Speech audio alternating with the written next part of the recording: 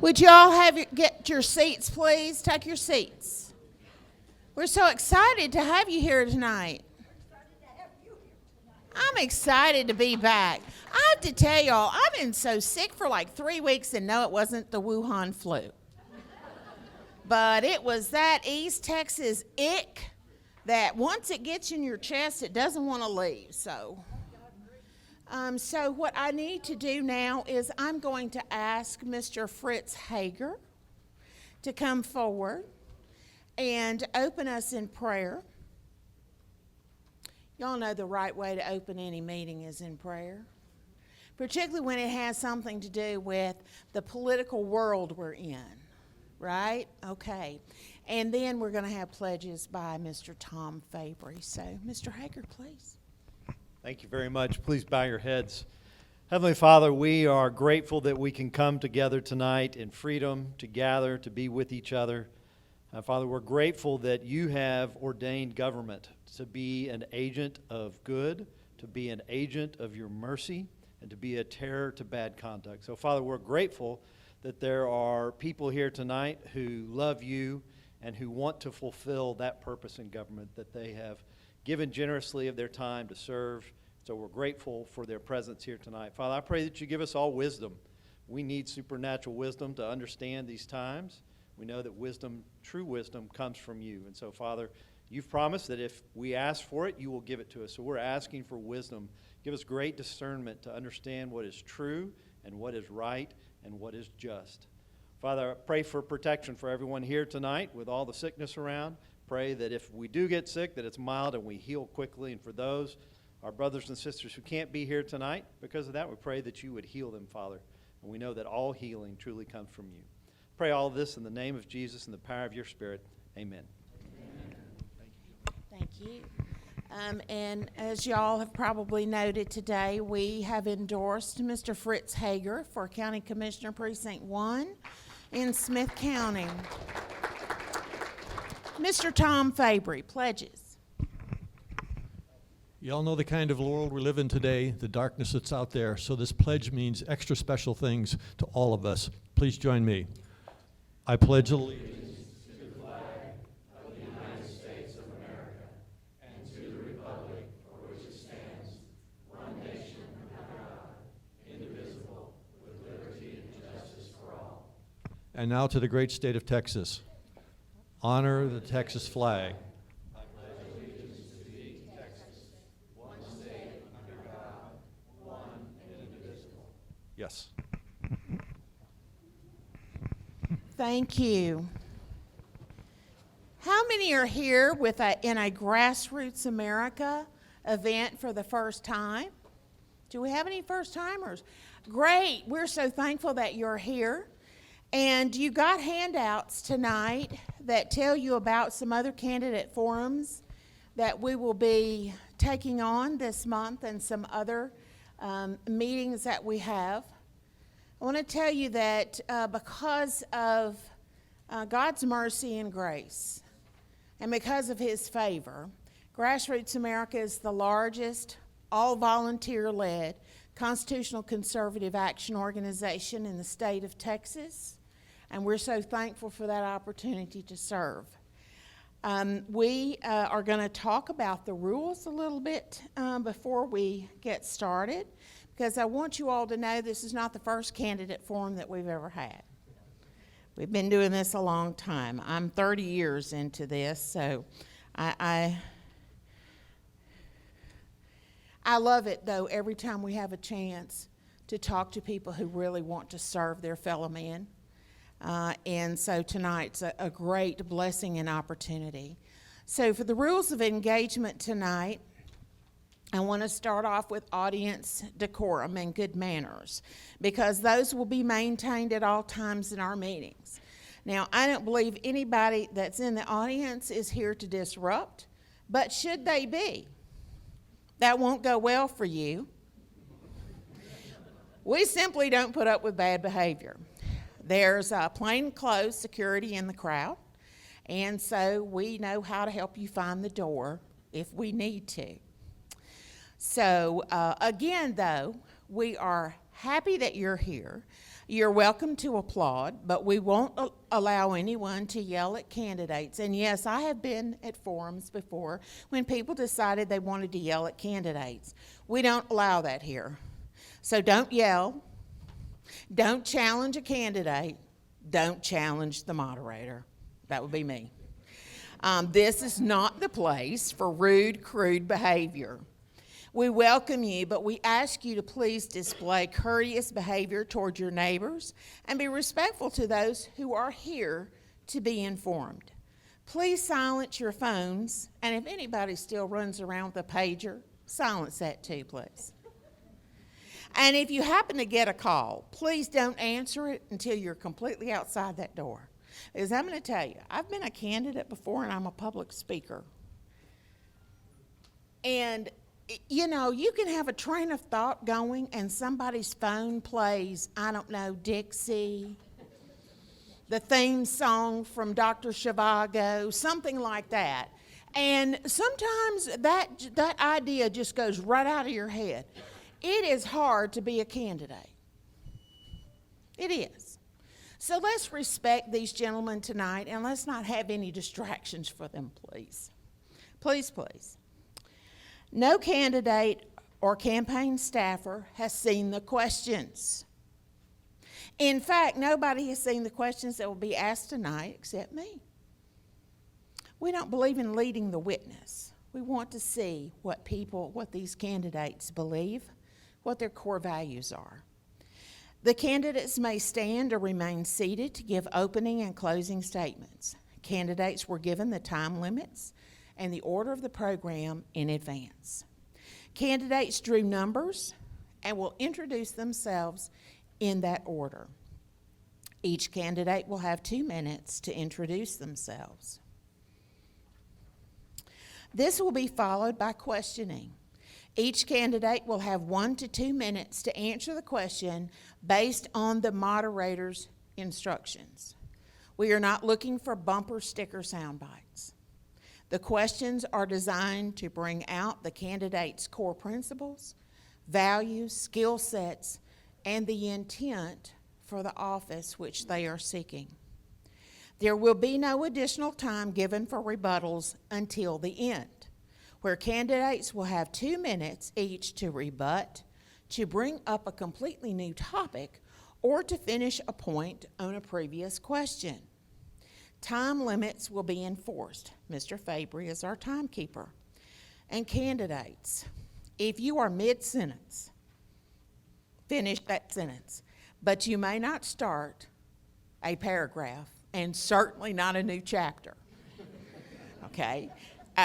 Please don't make me rein you in, because I will. Okay? Because we're gonna follow the rules here. And so if your opponent says something that irritates you, do not ask me, can I respond, Joanne? Can I respond? No, you may not. You save that till the end, right? Because we want to get through all of these juicy, meaty, important questions tonight. So candidates, you may take your seats on stage.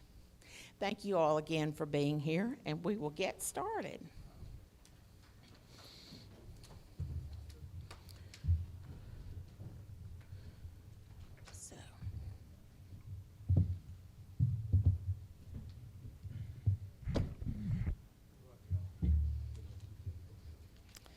Okay, now the order in which they drew, we will go with Mr. Moran first, Mr. Atholi second, and Mr. Porro third. Mr. Moran, you may begin. Thank you, Ms. Fleming. Good evening. My name is Nathaniel Moran, and I'm here tonight to seek your support to represent the 17 counties in Northeast Texas to be the congressman for Congressional District 1 next year. I look forward to the next several hours of questions and answers, because as we work through those questions and answers, I'm sure that at the conclusion of this evening, you will find that although there are 4 candidates in this race, there's but one choice, and it comes down to this. Do you want a proven conservative, or do you want a promised conservative? As we answer questions tonight, you may find that our principles overlap in certain cases, that our positions overlap in certain cases. But there will be no overlap when you ask these questions. Whose mettle has been tested? Who has proven himself to be a defender of liberty, not just in word, but in deed? I'm a proud Reagan, Limbaugh, Trump, conservative Christian. And I've been proud over the past 20 years to serve the Republican Party and conservative causes in many different grassroots areas, just like you have here tonight. As a block walker, booth worker, phone caller, as a precinct chair, county Republican club president, as a precinct, county, and state delegate to the Republican convention. And I've been doing that for several decades because I learned long ago that I didn't need to be in a position of authority or a position of influence to be a person of influence. You see, leadership is about action. It's not about position. And my proven record is why I have the endorsement already of State Senator Brian Hughes, former State Senator Kevin Eltife, Texas Right to Life, and 10 sheriffs in this district. I ask that you join these individuals and stand with me. I am Nathaniel Moran. I'm the only proven conservative in this race, and I'm ready to stand firm for faith, freedom, and family.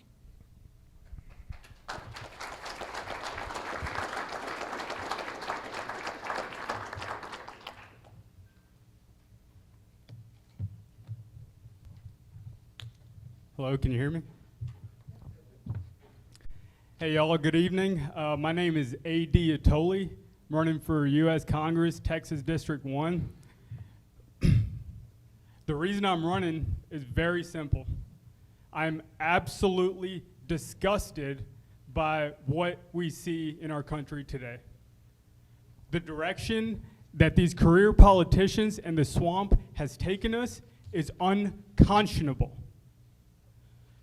The root cause of every single issue we argue about today, whether it is CRT, open borders, a healthcare system that does not work for the middle class, a public school system that does not work for poor communities, the national debt, the root cause of all these issues are the federal government. And we see those symptoms manifested here at our level. The question is, what do you do about it? Just real quick about myself. I'm from a super small town called Center. Graduated in 2005, so that makes me 34 in 2 months. Was a valedictorian there. Ended up going to Rice University on the President's Honor Roll there. Wanted to go to the Marine Corps right after that, but the application process took about 7 years. So my first job right out of college was working for Congressman Louis Gohmert on Capitol Hill. Absolutely hated it for the reasons that you would expect out of DC. So I moved back. I started working as a roughneck down here. Loved it.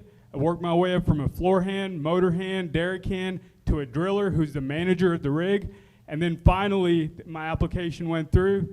I was a Marine Corps artillery officer with 1st Battalion, 10th Marines, stationed in Camp Lejeune. And I'm here today because I want to talk about solutions. Okay? Our problems are man-made, so they can be solved by man. We do not have to accept what's happening in our country, and I want to talk about solutions today and moving forward. Thank you.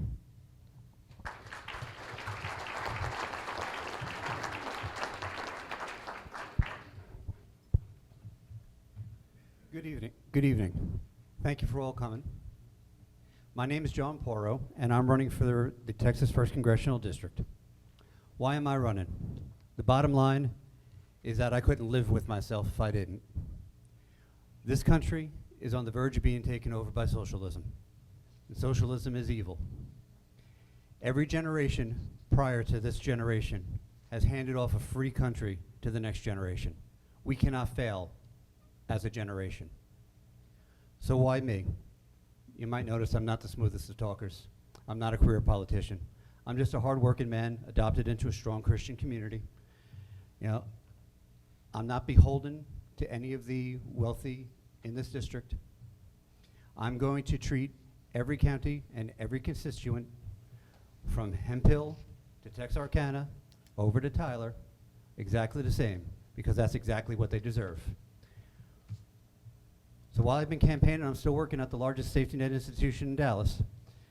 I'm proven to be a good steward of taxpayer dollars and trust it to me. I have over a budget of $30 million. I have 11 leaders and several hundred employees. So why am I putting in 100 hours a week? Because I love my country. You'd have to be deaf, dumb, and blind not to see that we're at a precipice. We are here because smooth-talking politicians claim to be conservatives but turn out to be rhinos. Everyone here tonight is going to tell you that they're conservative, they're against abortion, for border control, pro-First Amendment, pro-Second Amendment. Those are the minimum job requirements. We need someone who's a fighter. What you're here to do today, hopefully, is to figure out who that conservative fighter will be for you. You're looking for the best God-fearing conservative who's going to fight those slimy Democrats and people in their own party who are misguided. I'm sorry. There is a lot of people up here and a lot of politicians who take the path of least resistance. They're like water. You need a fighter. I will always take the path that is the right path. Thank you for your time.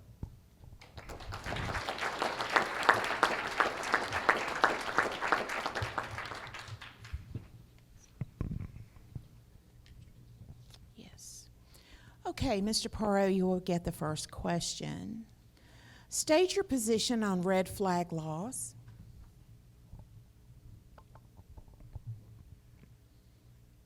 So I'm a huge proponent of the Second Amendment. I don't think we should have red flag laws. There should be a tremendous amount of due process that has to happen if you're going to take away somebody's constitutional rights. It should not just be because a neighbor has said, I've heard him say some things. You know, the Second Amendment is not there just so you can go target practicing, so you can hunt deer, so you can, protect yourself against an intruder. It was written in order for us to have an armed citizenry that would be able to defend itself against tyranny and overreach of a centralized government. That is the reason why it's there. And the reason that we are not like Australia right now is because of 200 million guns in the hands of law-abiding, free Americans. Thank you. Mr. Attoli, same question. Your position on red flag laws. I mean, same answer. Obviously, we're a nation founded with freedom as our central organizing principle. And that freedom applies to everyone.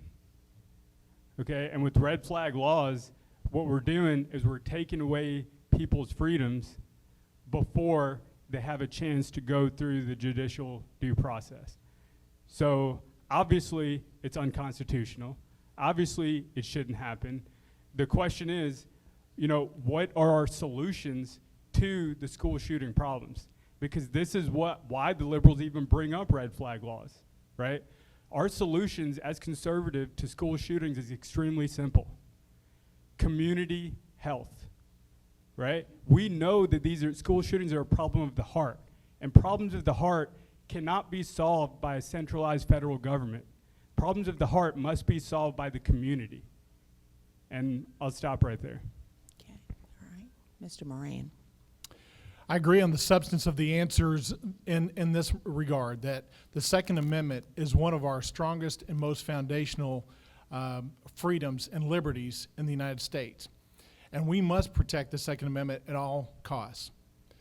That individual right, which is not a corporate right, but an individual right, is indeed important to every individual and every family in this country. There is due process that needs to stand in place to make sure that only in very few instances will that right be taken away. Now, back to proof versus presumed. I'll tell you, here in Smith County, we were a Second Amendment sanctuary county. We passed that resolution in Commissioner's Court. I was proud to support it, proud to endorse it. It's a matter of action to show that Second Amendment is important here in Smith County and across this district and across this state. Thank you. Now, gentlemen, I want you to know that whenever I ask you a question, it is your prerogative to answer it the way you believe best describes your position on the issue. Now you're sitting there and you've probably got lots of things that you could say about an issue. But I want you to think about when people leave this room, what are the most important points that you want to make with them that they remember about you as a candidate? And I'm saying this to you because it's going to be very difficult for you all to canvass 17 counties. That's why that's why we're doing this forum. It's to help you as candidates and to help educate the voters, because we want voters to be educated on the big issues. And not every voter will get to meet you. So that is why we're having this recorded, live streamed, so that we can help get the word out about your message. So when I ask you a question that's just a basic question, I'm trying very hard not to lead the witness, okay? So what I want you to do is think about, if you have a solution to a problem that I present to you and I ask you your position on that problem, it's okay to just say it's a horrible problem and it's unconstitutional. But if you want to take the next step within the time frame, and if I get a sense that you haven't been able to say some really important things, the moderator has the discretion to allow you. We'll go around again, and I'll let you further answer the question. How's that? Is that a good deal or what? All right. Okay. So, Mr. Atoli, name a significant public policy achievement that you have ever championed, fought for, and successfully delivered. There is none. I haven't been in public service. Okay, let me help you a little bit. So, any activism, okay? So, if you have ever, as an activist, worked on a particular public policy issue, whether it would be gun rights, pro-life issues, getting rid of property taxes, whatever. If you've ever, any of you, if you have ever engaged on an issue like that, just tell us that. So I've never been an activist for any kind of issue in my 34 years. I've just been a regular person, and I'm the kind of guy that when the media or politicians usually start scaremongering, I usually turn the TV off, okay? But this time, it's different. This time, in the last couple of years, for the first time ever, I started hearing respected economists and historians talk about the direction that our country is headed in. And that's why I'm running, is because we know that the warning signs are flashing and something needs to be done about what is happening in DC right now. And you never hear solutions. And that's why I'm running. My entire platform is what we call the plan. It's a specific, concrete, and simple way to get our country back to conservative values. And our campaign promise has been from the start, if a single person can tell us why this platform would not work to get conservative values back to the forefront of America, we will stop the campaign and return all unspent donations. Not a single person yet. So I'll leave it right there. Okay. Mr. Moran, you're next. And I know that I sort of convoluted things, so I'm going to ask the question again so you don't get lost. We don't want anybody to be lost tonight. Name a significant public policy achievement you have ever championed, fought for, and successfully delivered. I'm going to try to be brief with a couple of them real quick. The first one, if you go back almost 25 years when I was in law school, I was part of the Alliance Defending Freedom's Blackstone Fellowship class. I worked with First Liberty Institute in Plano, Texas to defend religious freedoms. As a lawyer, I took on pro bono cases to help support that effort to defend religious liberties in this country. I'm proud of that, very proud of that. As county judge here recently, I'll talk about election integrity because that's very important. Before the legislature touched that agenda item, we made sure here in Smith County we had machines purchased after I got here to have paper ballot backups. Then we did an audit of our polls, and we did an audit of our securities. We made sure that election integrity was tight here in Smith County because that's the very basic foundation of our democracies, to make sure that voting is secure, accurate, legal, and transparent in every way. I've got several other examples, but I'll stop there because I see my time is up.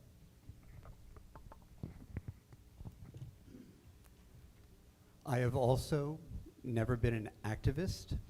However, I am on the Board of Trustees for my professional organization in Texas, the Texas Association of Physician Assistants, as their treasurer.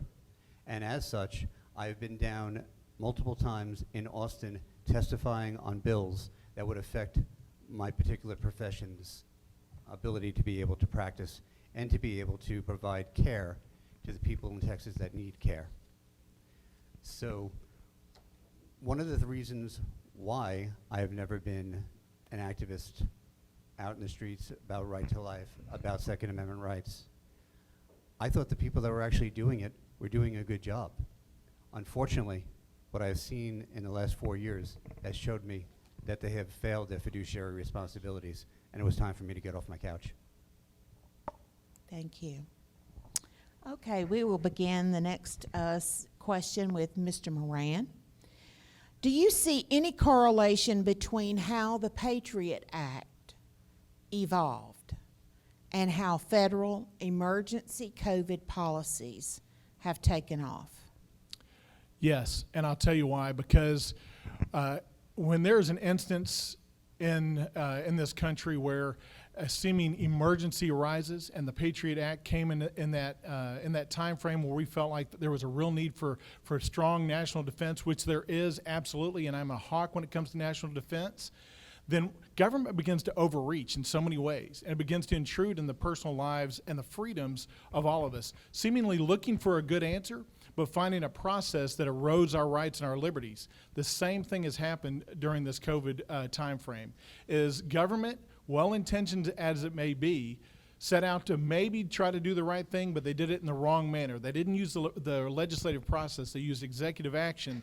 They went way beyond and took personal liberties in the pursuit of what otherwise might have been an honorable goal sometimes. Mr. Porro. The Patriot Act is not conservative. It is an absolute overreach, and the reason why we got there is, unfortunately, our country was attacked on 9/11, and we got scared.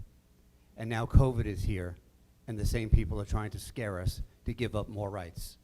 We need people who are going to stand firm and say, no, you're not going to take away our rights. We are going to be a free country. We are going to protect ourselves, and we don't need government overreach and watching over us and fear-mongering. Thank you. Mr. Attoli. We all know government overreach is a huge problem. You know, and it all starts with the mindset, right? There's a general societal mindset that the government is supposed to take care of us. You know, and we as conservatives know that that doesn't make sense. The question is, what do you do about it? Because if we could flip a switch and get individual responsibility back into the hearts of the American people, then government overreach wouldn't even be an issue, right? But you can't flip a switch to do that because those mindsets are in people's hearts. So what I would suggest is if you're on a diet, right, there's two ways you can do a diet. One is you can have self-discipline in your inner spiritual self. Or two, you can make sure that you don't have any desserts in your house, right, in the material world. So if we want to change these mindsets of whether should the government be in charge of everything or should the individual spiritual person, what we must do is we have to start decentralizing government itself.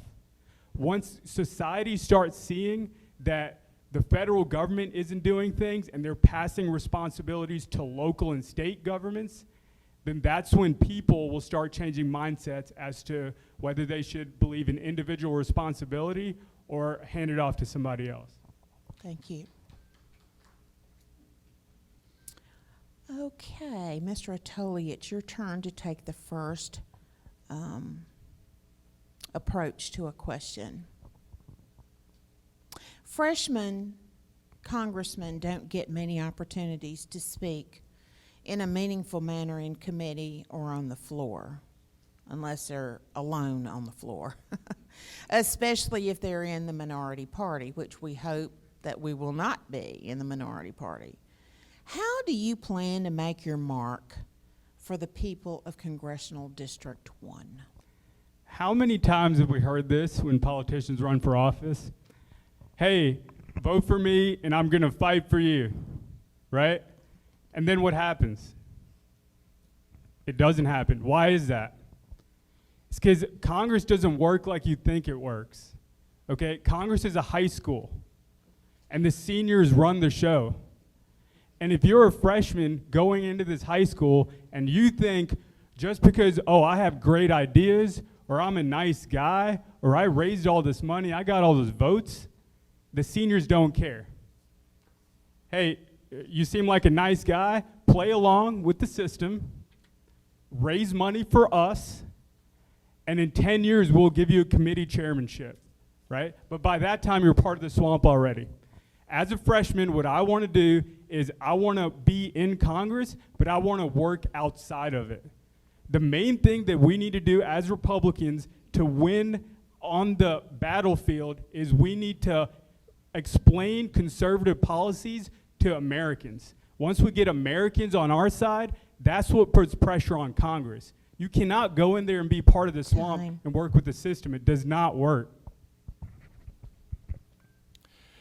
You know, there's this phrase in the Bible that says, "Be in the world, but not of the world," right? And that's what we need to be. Even as freshmen, we need to be strong and courageous. We need to have a loud voice outside of just the floor of Congress. We need to make sure that people know we're going to stand boldly and courageously for conservative Christian values. And that means doing so in the face of whoever's going to oppose that. One of the things that I think separates me from the other candidates in this race is I come already fully equipped to be a policymaker behind the scenes. May not get the showboat on the floor as a freshman, but I can tell you behind the scenes, I know how to get things done for conservative values. I've done it here as county judge, as city council member, and throughout my last 2 decades of public service, and I can go to Congress already prepared to provide good policy discussion and advice and consultation behind the scenes to make sure it gets done correctly, and then stand strong in the public eye to make sure they understand why.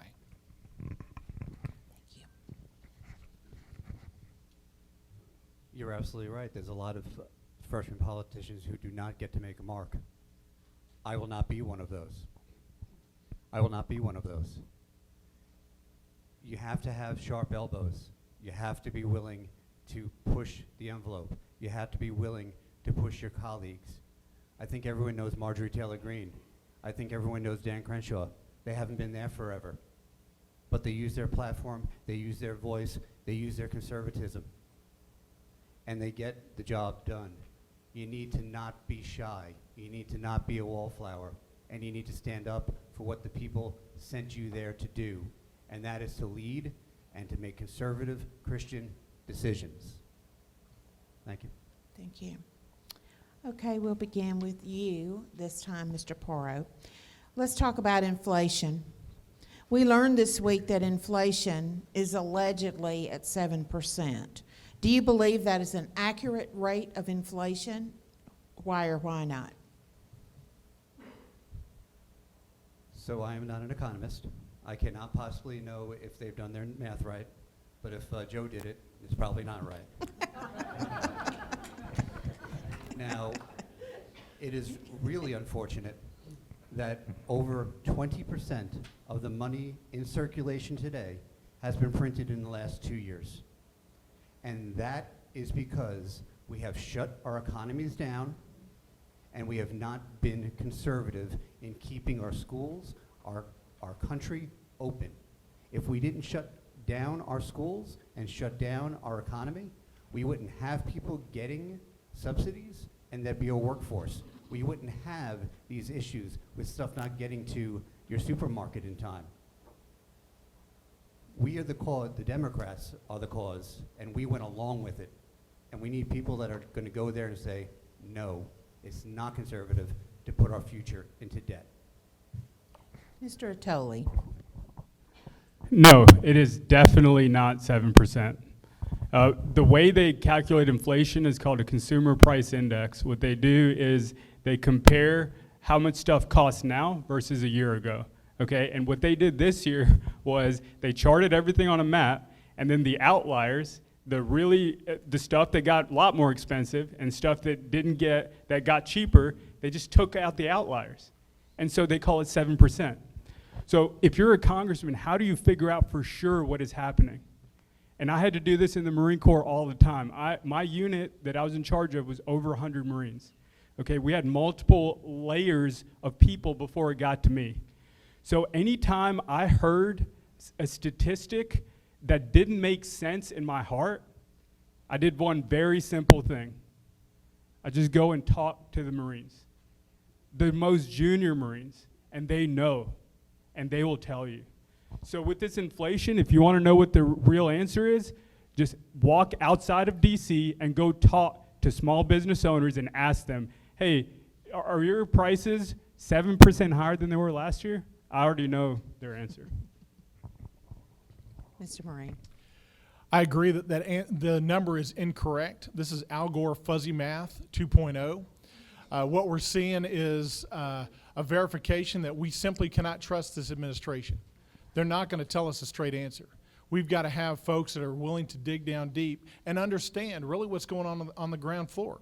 And when we look around at what's going on with the prices and the flow of money, government's just printing money and handing it out left and right, it is counterintuitive to an economy that is built on capitalism, where we should be able to make good decisions, we should be able to prepare for the future, and we should be able to see the fruits of our labor, our hard work in America produce for our families and for the next generations. And the Democrats have decided they want the government to control all of that, including how the numbers are reported. And that's simply something we cannot stand for. Okay, thank you. All right, Mr. Moran, let's dig a little bit more into things that have impact on the economy. The Federal Reserve is suggesting price controls are needed to rein in inflation. What is your position on federal regulation of prices? And if price controls are not the answer, could you tell us what you believe the approach should be? Absolutely. So I'm against price controls. As I just said, when you're dealing with a market, a free market, this capitalistic market that we need in our lives, that's what ultimately is going to produce generational income and wealth for families down the line, is just get out of the way. Government needs to get out of the way and let people make decisions. We need to lower regulation. We need to allow businesses to flourish. We need energy independence in this country so that we can have a good national defense program here and abroad, and make sure that we resist the influences of Russia and China and keep China out of our intellectual property. There's a number of approaches that will allow us to flourish. Government should set that structure loosely and allow us to make decisions within the bounds of those protections so that we are guaranteed that our decisions and our hard work will actually produce wealth and income for us and our families in the future. Mr. Porro. I'm also against any sort of price controls. It's completely against any sort of capitalist society. And it's what they are trying to do. This is what socialism is trying to do. They created a mess, and now they're saying, here's the solution, more socialism. No. We have to now pay the piper for the amount of money that got printed, because we allowed it to get printed. And we have to start talking about negative budgets, and not just a balanced budget. We need to stop doing continuing resolutions so that we actually cause the lawmakers to pass an actual budget. You all have a budget for your house. I have a budget that I gotta run. I'm responsible for it if I overrun it. Our federal government has to go back to that fiscal responsibility. There's no easy way out of this. We've already printed the money. We have to figure out a way to be able to minimize the impact, but we're going to have to pay for it. Mr. Atoli.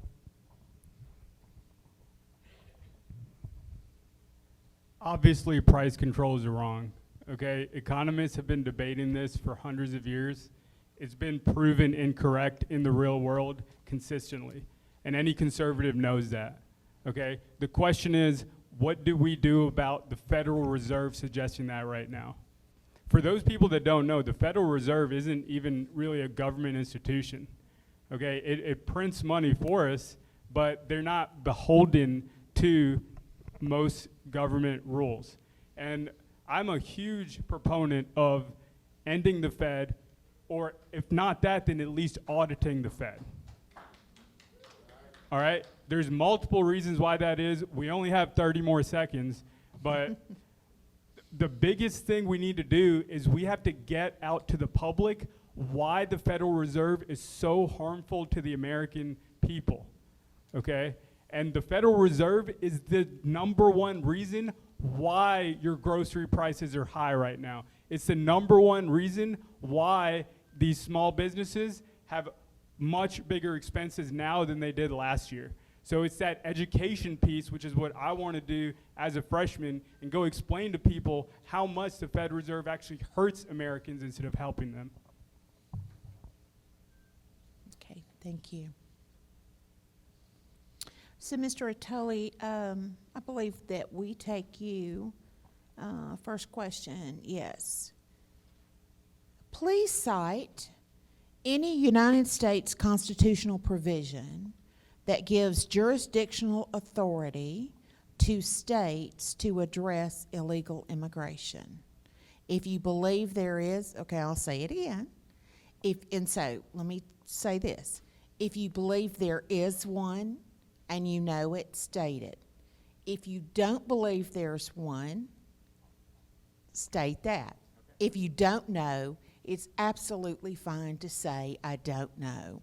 I think this crowd would rather hear someone say, we don't know, than to BS your way through it. Hear, hear. All right. Please cite any United States constitutional provision that gives jurisdictional authority to states to address illegal immigration. So this is one of those things, to be 100% sure, I would reach out to a constitutional expert to make sure who'd be on my staff in Congress. But I'm 90% sure that immigration is constitutionally supposed to be handled by the federal government, okay? But to say that and allow these open borders to continue is absolutely ridiculous, okay? Because immigration, yes, that should be done by the federal government, but guess what? Border security can be done by the states, right? And so if the next time we're in Congress, the next time we have the presidency, if we want to make sure that we never have open borders ever again, the solution is very simple. Congress should give block grants to the border states and let Texas and Arizona and New Mexico and California decide how they want to secure their border, okay? Even the Democrats on the border know that open borders is dumb. And that's the conservative solution for it. Thank you. Okay, Mr. Moran, you're next. I can't cite the exact constitutional amendment, but I'll tell you this, the Constitution of the United States does give states the right to defend itself against foreign invasion. And when the federal government has decided that it is not going to take up the protection of states, then the states, when they abdicate that authority, then the states then have the right under the U.S. Constitution to come in and say, you know what, we're going to protect ourselves. And that's exactly what the state of Texas is doing now, and that's what the state of Texas should do. Now, primarily, it is the federal government's responsibility, and the federal government should take up that responsibility. But in the face of its abdication of that responsibility, states absolutely have the right to defend itself, build a wall, protect its borders, and know who's coming in this country. Mr. Porro. I'm not the candidate that knows the answer. Unfortunately, all three of us don't know. However, Judge Moran is 100% right. We have the ability to be able to defend our borders. We have the ability to be able to defend against an invasion. And let's make no doubt about it, that is what this is. It is an invasion, and Texas is starting to do the right things. It should have happened years ago, but Texas is starting to do the right things. You know, we are extending our DPS. We do have our Texas Rangers. We do have the wall starting to go up. Unfortunately, this problem is intentional. This is what they want. It's not an accident. It's not unintended consequences of unthought out policy. They want this to happen. They want mass migration to try to change our demographics because they know that if they become citizens, they're likely to vote Democrat.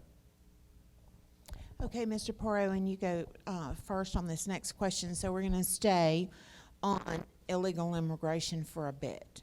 Can you give us some examples of how illegal immigration has impacted your community? Sure, I think illegal immigration has impacted every community. It doesn't matter how close you are to the border, though they're feeling it the worst. I work in a safety net institution. A lot of the people that come to seek care, they're not legal. We're not allowed to ask their status. So Dallas County pays for a lot of indigent care and pays for a lot of care for illegals, and that's out of the taxpayer dollars. You know, the other thing they do is they put downward pressure on wages. And unfortunately, it's our most vulnerable people who they put downward pressure on, unskilled workers, because most of them that come in are unskilled. So now you have someone willing to do a job for a lot cheaper than an American who is unskilled. And it just hurts our ability to be able to provide for our families. Look at what happens in our schools. There's a whole bunch of illegal aliens who have their children in our school systems. We're paying for that. We don't have the same teacher ratios that we normally should have because we have people here that don't belong here. Thank you. Mr. Attola, you next. So the primary industry in my county is poultry. And most of the people that work chicken farms are illegal immigrants, right? When I went to high school, I graduated 2005. It was roughly 10 to 15% Hispanic. I watched the graduation of our high school last year. It was roughly between 50 to 60% Hispanic. And the effects that that has on a community like ours, where the school system is already strapped, where the public funding is already strapped. I mean, this is why rural areas are against illegal immigration. And this is why, who is for illegal immigration? The elites in San Francisco and New York and DC, right? Maybe the elites in the suburbs of Houston and Dallas. Because guess what? Illegal immigration does not affect them one bit, but it does us. And that's why we care about it. Mr. Moran. I'm going to list 3 specific things that have been affected here in Smith County because of the porous borders that we are faced with today. One is drugs. The drug cartels, because of that porous borders, are pouring drugs into our community, even here in Northeast Texas and all the way up to the Oklahoma border. Human trafficking is another second thing that's being affected here in Smith County in particular. And it's a horrible thing that's happening to a number of people in this community and beyond East Texas. Financial crimes as well. You guys know about the credit card skimmer stuff. It's funding the cartels. And we see that here in Northeast Texas. And I've been proud to stand with the district attorney's office and the sheriff's office here in Smith County. We have one of the regional Texas anti-gang task force located here in Smith County.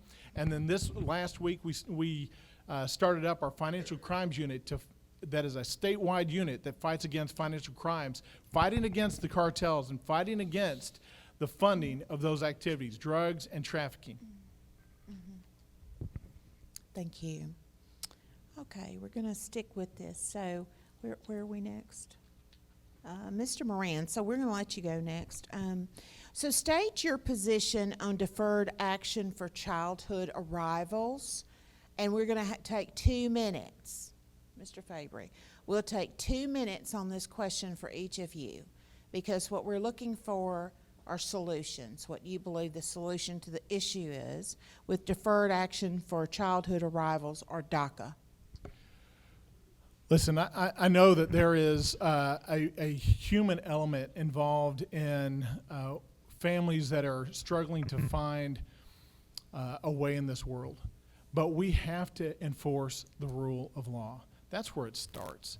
I'm against the DACA program because we have to enforce the rule of law to understand who's in our country. We have to understand and enforce our border security, not just for immigration purposes, but for national defense purposes. But once a person is here, we need to find a way to secure that border first, and then secondarily deal with the issue of, okay, how do we provide a meaningful path for those that are not going to be criminals, do not have criminal history, and are going to be productive members of our society, to not just pick up whole families and move them. We just simply, practically speaking, that's just not going to be the case. Now, emotionally, we're drawn into that and say we've got to do that, but the practicality of it is our economy cannot take the ripping off of all those families to send back, but they have to go through a process. They have to go through a process. But we can't even get to that point until we get to point A, and that is, how do we enforce our laws today? There's laws on the books that are not being enforced about immigration. We have to make sure that we know who's here, and we have to only allow a limited number of persons, those persons that are going to be productive parts of our society. Those people that fill the skill and the labor and the educational needs that this country needs to move forward. We are a melting pot. It's not as though we look around the world and believe that others are not as good as us. We're all created in the image of Christ. We all are. But we have to be a country of rules, and we have to enforce those rules, and that's where it starts. First and foremost, you got to secure the borders, you got to enforce the immigration rules now, and you got to provide a legal pathway at a later point once we get to that point. Okay, Mr. Porro. I feel bad for the Dreamers. They didn't ask their parents to bring them here. Their parents brought them here illegally, and there does have to be a path forward for citizenship for the people who have been doing the right thing for America. You have a criminal record? I'm sorry. If you're not been able to keep a job and maintain a household, I'm sorry. We need to have a path forward for people who have been good citizens the entire time that they've been here. It's probably the only country a lot of them know. So that we do have to have some humanity about this. However, there does have to be a way of earning the citizenship. It shouldn't just be freely given. And that could be through military service, service in the police department, service as a first responder, service as an educator. There are plenty of ways that we could demand a certain type of service for the gift of being an American. And it's a gift that we're giving them. Judge is right. We do have to close the borders first. We do have to secure that. If not, 20 years from now, we'll be talking about the next DACA generation. So we have to close that first before we offer any solution for the DACAs. You know, if your parents stole the television and then gave it to you, you don't get to keep the TV.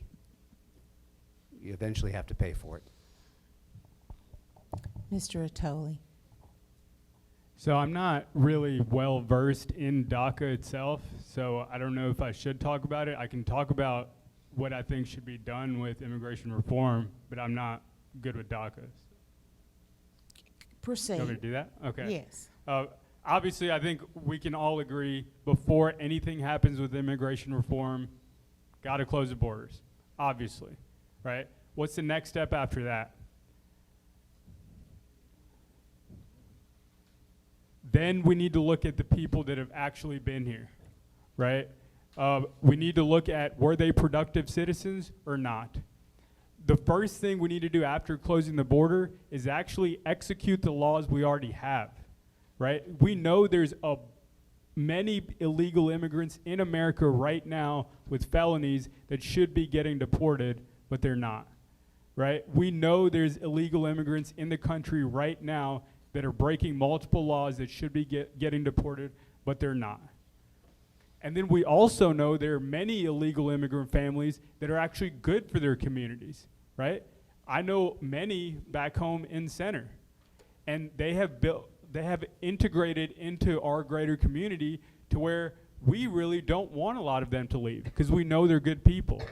So I think what might make sense is a pathway to citizenship if you can get sponsored by enough natural-born Americans, and then some kind of work visa program that allows migrant workers to come here, work as they need, and then go back. Okay. Mr. Porro, you go first on this one. We're going to stick with illegal immigration because I can tell you that it does not matter who polls. Illegal immigration and border security is the #1 issue in Texas, and it has been for more than a decade. Mr. Porro, I want to see what you three gentlemen know about President Trump's plan for illegal immigration and border security. So the first thing I want to ask you about is, could you discuss with us another 2 minutes? Can you discuss any aspect of his plan? And specifically, I'd like for you to make any commentary on the merit system he proposed and on visas. Thank you. So the merit system is very similar to what I was just talking about. They have a skill set that shows that they're going to be a contributor to our country. Now that is for legal immigrants coming here, that they will be able to say, hey, this is what I can do for America. I'm not going to be on your welfare system. I have a skill set that will allow me to take care of myself and allow me to contribute to your communities. And I think that's extremely important. You know, the visas, there's a lot of problems with visas. They're just given out by companies who want to be able to pay less for an employee. And that is taking a job away from a completely qualified American citizen so we could bring somebody else from another country. These are usually not low-paying jobs. These are usually very significant jobs in the community. You know, the other things that he was a fan of was the stay-at-home, stay in Mexico program. And because the first country you come into, you're supposed to apply for asylum there. Most people, unless they were Mexicans, are supposed to apply for asylum in Mexico. And they were willing to keep them on that side of the border. Joe Biden got rid of that. He was also a fan of building that wall and actually allowing ICE to do their job. And these are things that we need to get back to, because those are the ways that we're going to be able to control the country and control our borders. You know, we are not a nation that is afraid of people coming in. We bring in the state of Montana's population each year, legally. We just need to know you're going to come here, you're going to be a good person, and you're going to contribute to our society. Thank you. Mr. Attoli. We all know Trump's immigration policies were exactly what needed to happen. Everyone knows it, right? Remain in Mexico was excellent. Merit-based visas, excellent. What needs to happen, though, is Congress needs to codify it into law. And you know why they won't do it, right? Because his immigration policy helped the middle and the working class. It didn't help rich people or special interests. The biggest reason I'm against illegal immigration and legal immigration are too high, and I say this as a legal immigrant myself. My fiance is a legal immigrant from Ireland. I've dated an illegal immigrant, and I've been to illegal immigrant churches, okay? And the reason why I hate illegal immigration and too high of legal immigration is because it hurts my friends here. It depresses our wages. You know, it depresses median household income. And the reason for that is with these with these blue collar jobs, how the free market is supposed to work is if a cement company, okay, is paying $20 an hour and they can't find somebody, then they're supposed to raise their wages up. But if you have a constant flow of immigrants, either illegal or legal, well, the wage is going to stay the same. And that's what we've been seeing for decades now. And that helps the special interests. You know, and that is why Congress won't codify these things. The only way we can get around this is we have to go and explain this simply to the American people as to why we're seeing this illegal immigration we're seeing. And only when the general public gets it is when we will get pressure on Congress to do it. I agree with the way John described the answer here at the beginning of this question, because the merit system that President Trump put in place was a sound system. We do need folks in this country in a legal fashion to help us with portions of our economy, but it needs to be merit-based. There needs to be checks and balances on who it is that's actually coming into this country and what the need is that's being filled. I so appreciated President Trump's firm stance on building the wall, because I said earlier, and I'm going to reaffirm to you, that's where it has to start. We have to start with securing the border and understanding who's coming into our country. Then we can deal with the rate of the flow and how many folks need to come in and from where and what skill set. And that's been a part of our country for generations. This is not a new concept of regulating the flow of legal immigration. We need to understand that and not be so in tune with allowing for porous immigration. But we got to build that wall. We also need to support our border control agents. You know, that's one of the things that changed almost immediately when President Biden came into office. And I talked to my friend county judges down on the border, even the Democrats. They said immediately the border control agents down there had no authority to enforce the laws that were in place. And because of that, there was a free flow of illegal immigration across the border. And they are wanting the enforcement of those laws. They are wanting their border secure agents to be supported. Why put somebody down there to do a job and then not allow them to do the job? They're scared of it. They're scared of losing that job, scared of enforcing the rule of law. We need that rule of law in place. Thank you very much. Okay, we're going to change subjects now for a bit, and we'll start with Mr. Atoli. Mr. Atoli, as we all know, Obamacare continues to have a lasting impact on health care, with high health insurance premiums and astronomical deductibles, which price middle-income families out of health insurance and on to Medicaid, or going without health insurance entirely. We're looking for a solution here. What should Congress do about this?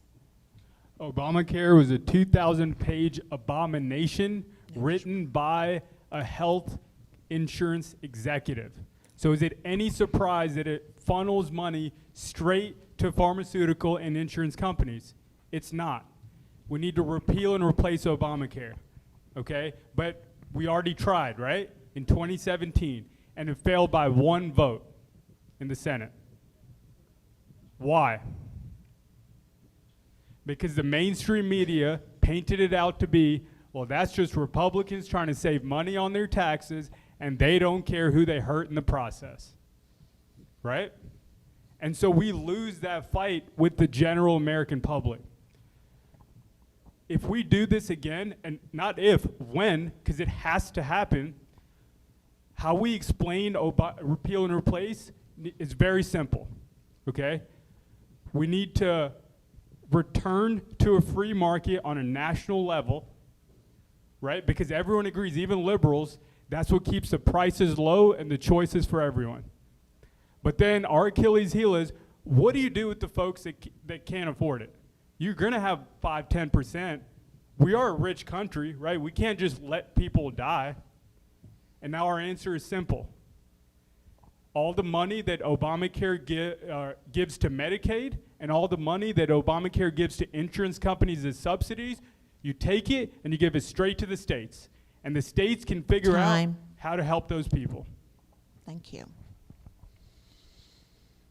Okay, Mr. Moran, would you answer that question? Yes, and is this a 2-minute answer No, or just 1 minute? one. Just One. a 1 minute. Okay. So here's a couple of problems with, well, we certainly need to repeal and replace Obamacare. No question about that. And in toto, no question. And the Supreme Court screwed it up when they had the chance and they didn't do it, and they should have done it. But we can still present legislative solutions. One is we can allow people to buy across state lines. There's no reason why people shouldn't be able to allowed to choose across state lines insurance policies that best fit them. Number two, you should allow people to pick and choose cafeteria plans to pick what kind of coverage they want. You might want to pay lower premiums, higher deductibles. You may want to exclude certain coverages for your family that you don't need. Let folks make the choice, so that maybe folks that need insurance but can't afford what is being shoved on them by the federal government can choose a plan that fits with their economics and their family and their budget, and that they can reach a decision that is a reasoned decision for that family. The third thing you can do is allow businesses across state lines to get together in co-ops, to get together cooperatively, so that it spreads the cost of that insurance plan, and they can push that premium down, so that members within that co-op can actually afford a higher level of coverage, as opposed to just individuals or very, very small businesses. Those are three specific ideas that I have. Mr. Porro. So Obamacare clearly needs to be repealed. This would have already happened if John McCain didn't betray our trust. You know, he had so many show votes when he knew he couldn't pass it, but when his vote actually counted, he showed you what he really was. And that's what he was, not conservative. You know, he is the perfect example of why I'm up here on stage running for office. We need people who are not going to be like that. We are in this mess because there's too much government in medicine, not too little. We need to allow our insurance companies to offer, not only across state lines, nationally. If they have a bigger pool, the prices and risk drop down. We need to have price transparency. When was the last time you went to go buy something and they told you at the register how much it was? Or after you got your credit card bill? Obviously, in the case of emergency, that might not be able to happen, but most medicine's routine. Insurance lobbyists are the reason why we don't have this. We, the people in Congress, need to take on the lobbyists and not take their paychecks. Okay, thank you. Let's talk about the national debt. And we're going to take 2 minutes for this, Mr. Fabry, because I want some substantive answers here.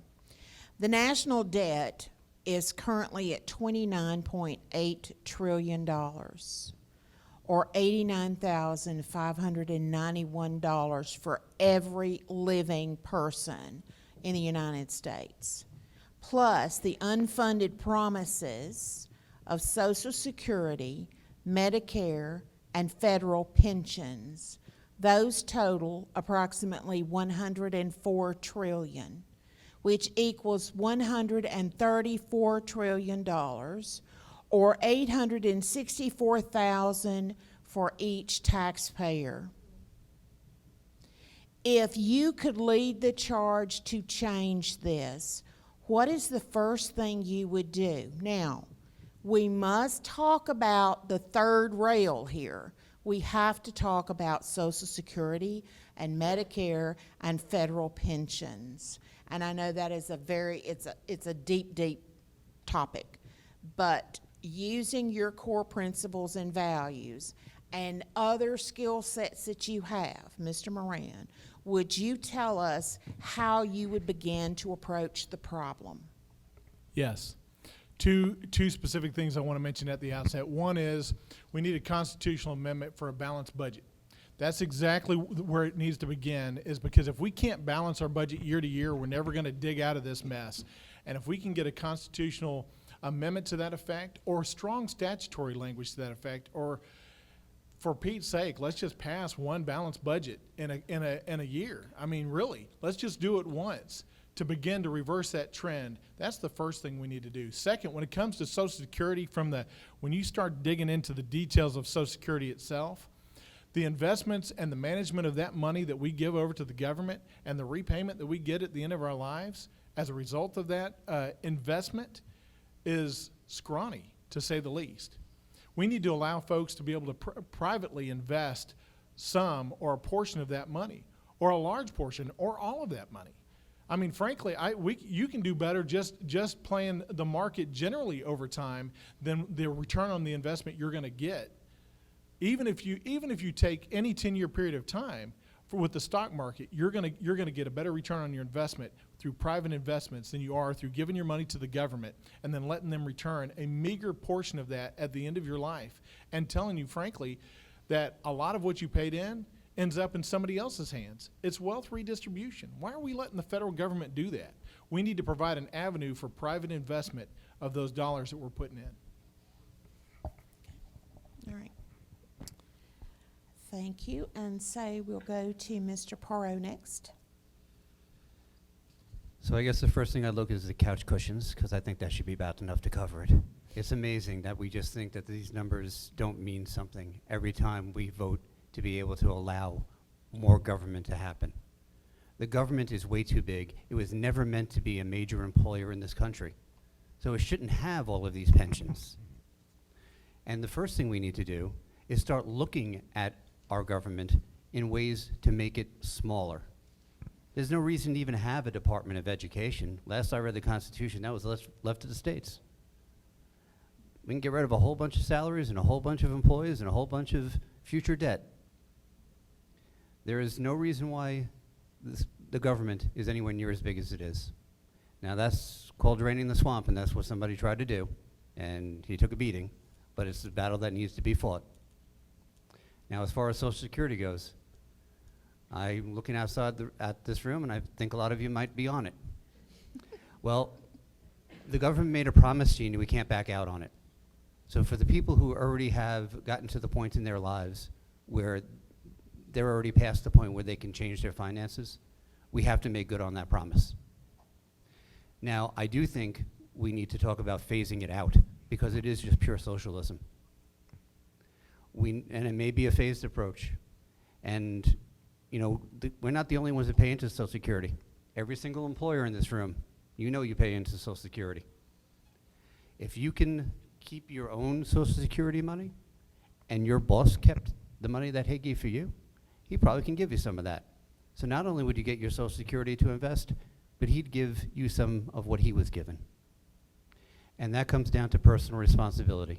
It'll be up to you to take that money and invest it properly for your futures. Mr. Attoli.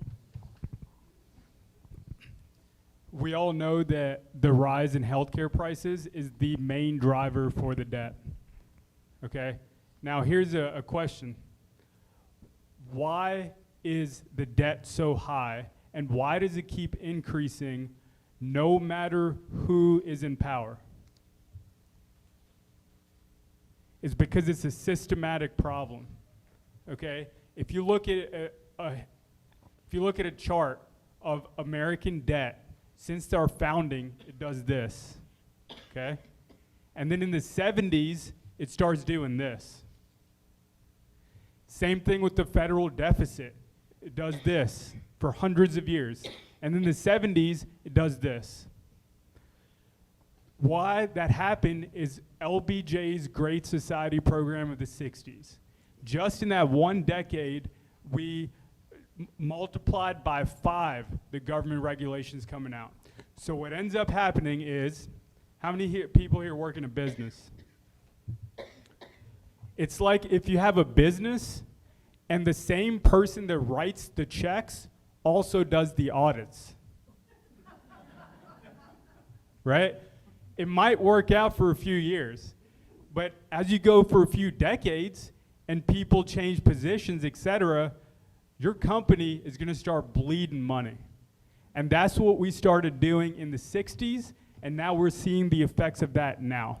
So what is a concrete, doable solution? Because there's a lot of solution, but what's doable? We need to decentralize most federal government responsibilities. For example, the Department of Education, like he mentioned, we can decentralize it, okay? Welfare, we can decentralize it. Healthcare, we can decentralize it. And I'm getting the stop card, but I'm going to come back to this, and I'll finish this thought at the end of the show here. Okay, thanks. At the end of the show. Okay, Mr. Attola, you get this next question. You get to start.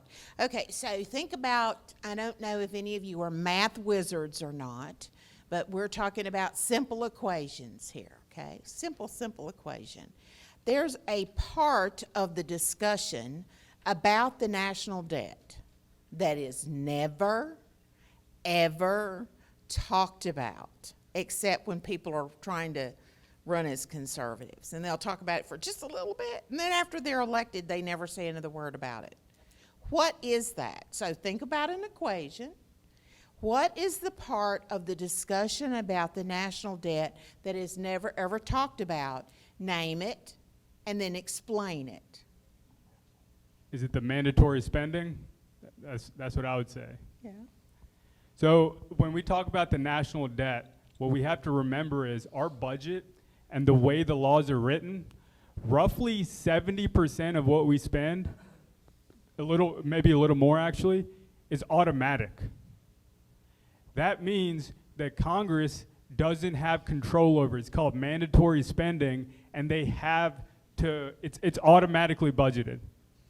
Okay, so when we talk about, oh, we need to decrease the size of the Defense Department, or we need to do certain things with welfare, or whatever it is, mandatory spending is the #1 driver of the debt. So if we want to solve that problem, that is what we need to attack. But of course it never gets attacked, because that would mean you would have to fix the healthcare price issue and Social Security, because those are the two driving factors. And the third driving factor, which is not now, is interest rates. When the Fed starts increasing interest rates here in a few years, we're going to get hit with that hard. Mr. Moran. Yeah, I believe AD got the answer right, and that is, we've already pre-committed so much of our future revenues in this country. And when you pre-commit those from year to year and session to session, you've already tied the hands behind your back to do anything about it. We need to have this notion of zero-based budgeting, where every year we're looking at every single dollar and saying, what is it that we spent last year that we can just start all over from scratch and decide, what do we need in the future here? Why tie the hands of our kids for generations and understand that they're going to have no choice left? They're going to be constrained by these choices we're making today if we continue to mandate future spending in these ways. It's unfortunate to see that, because I know I've got 4 kids. I've been married for 22 years. My wife, Keena, is here tonight with us, a number of my family members. And I tell you what, that's the reason why I ran for Congress. It's because when I look at my 16, 15, 6, and 4-year-old, I not only think, man, I need a break, but I think I want those kids to have a future. And we cannot pre-commit all of our funds so that they have no future. Mr. Porro. Both my colleagues are correct. Mandatory spending is absolutely something that should not be happening. If you don't spend your budget, you don't get the same budget next year. So it just gives them an incentive to spend all of their budget, even if they didn't need to. There's no reason for them to be good stewards, because it goes against their own self-interests. It goes against their being protected and being part of the swamp. We need to completely do away with it and look at a budget every single year for every single department.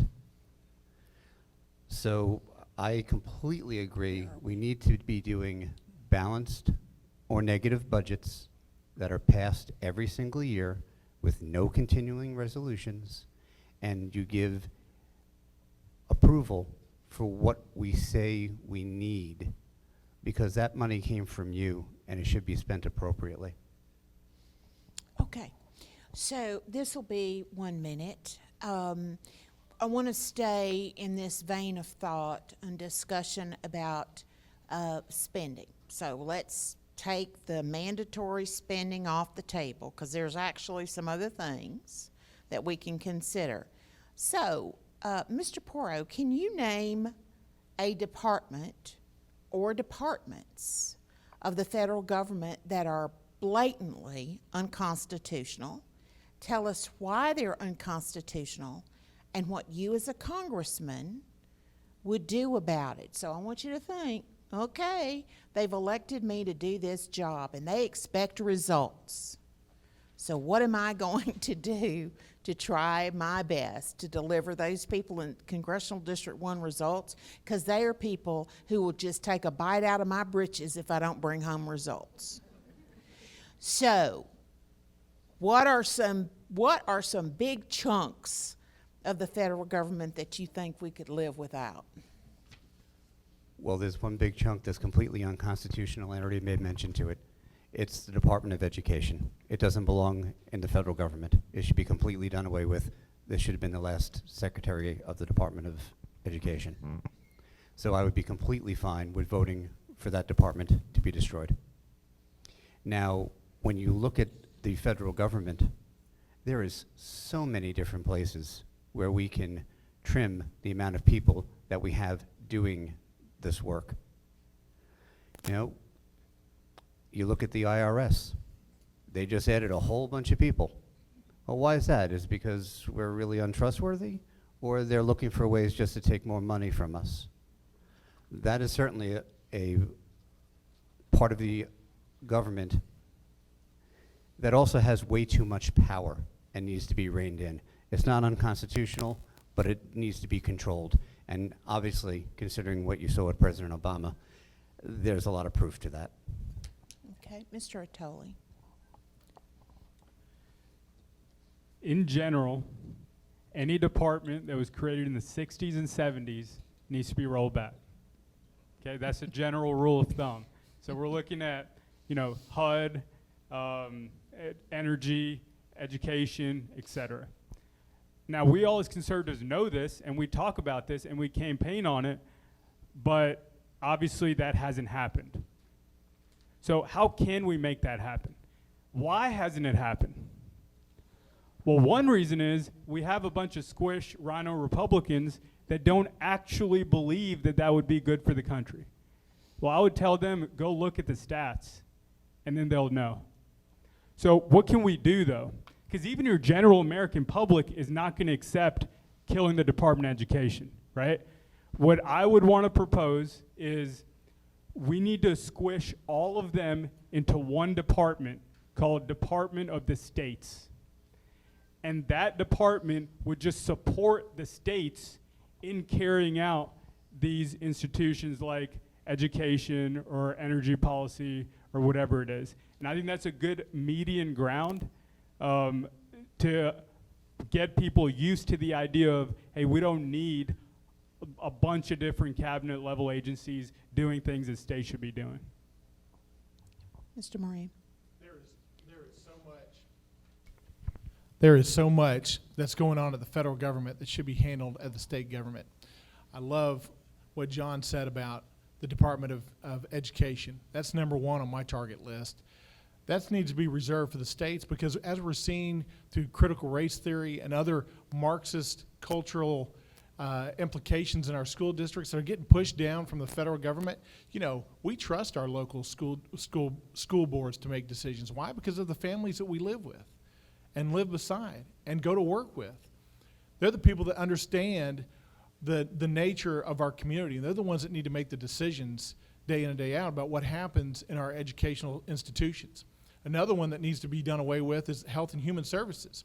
Let me tell you, the Constitution says that anything not specified in the Constitution that is for the federal government is reserved for the states. One of those is police powers. So all of these entities, Health and Human Services included, that derive their authority through the police powers should be reserved for the states because states know best. And that protection, that procedural protection of federalism is necessary. Mr. Porro.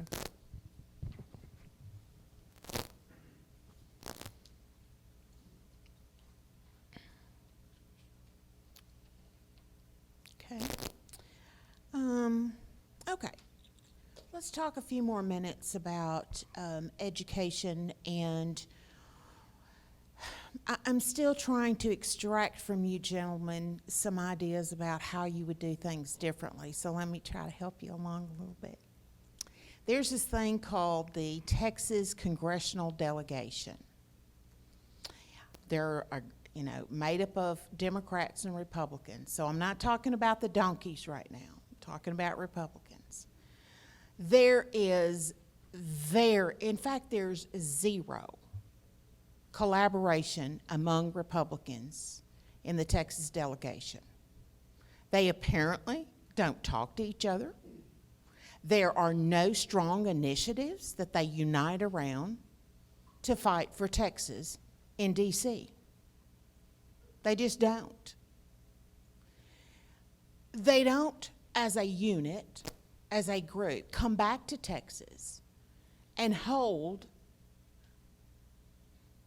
meetings with local government, with state legislators, to talk about the impact of Washington, D.C.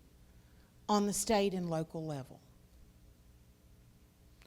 I submit to you that if you're not having a conversation with each other, what we get are drive-by results that just cost us more and more. So having laid that out for you, because I'm actually, I guess, sort of more than leading the witness here, I'm asking y'all if you have any ideas of how you can, let's say, team build. Let's talk about that. That is a big problem.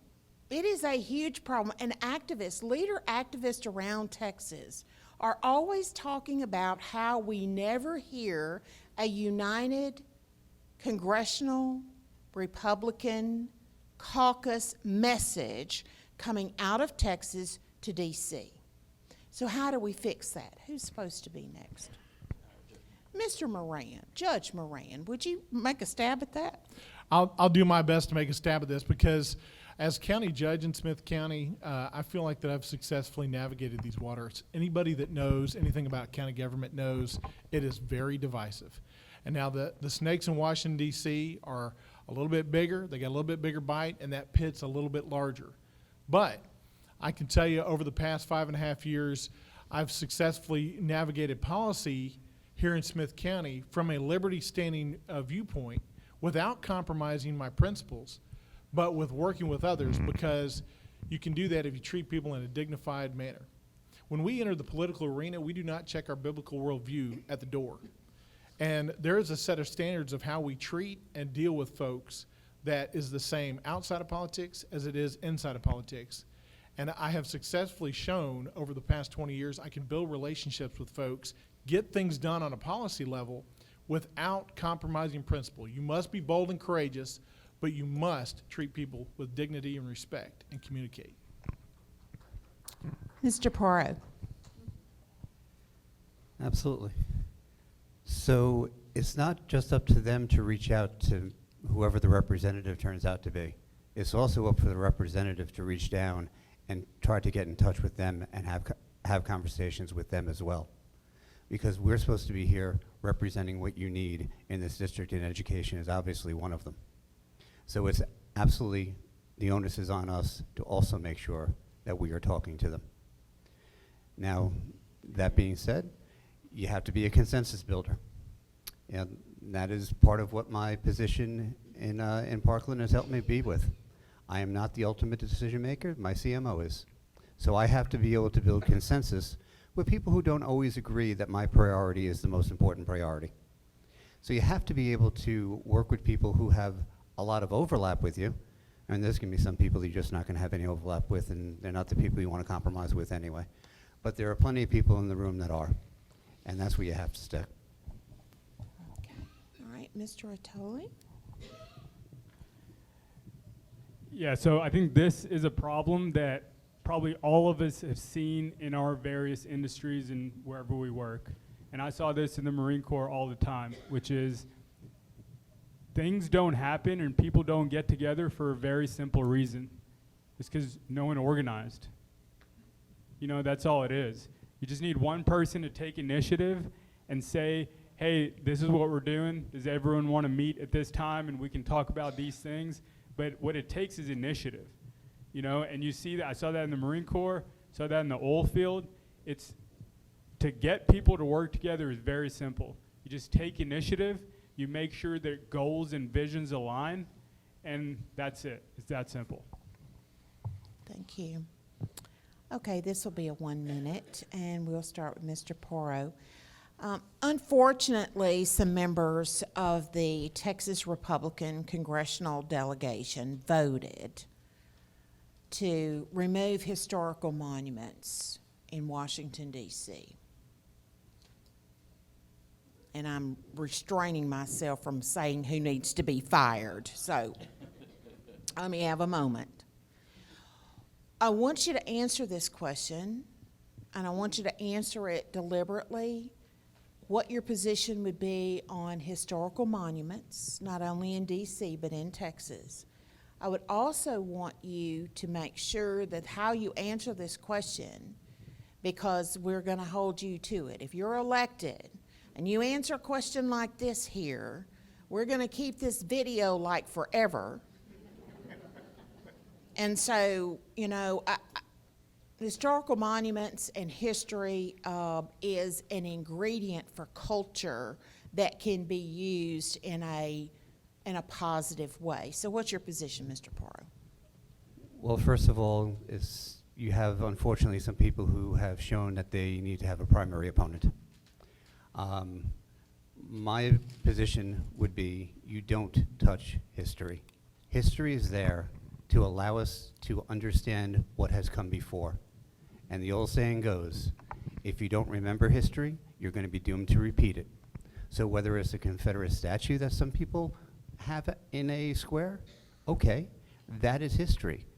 People look at it from different perspectives, and it's important that everyone who looks at it from their perspective can go to it and talk to their children about it. We are canceling our culture because it doesn't align with what socialism is. They want us to forget we are a good country.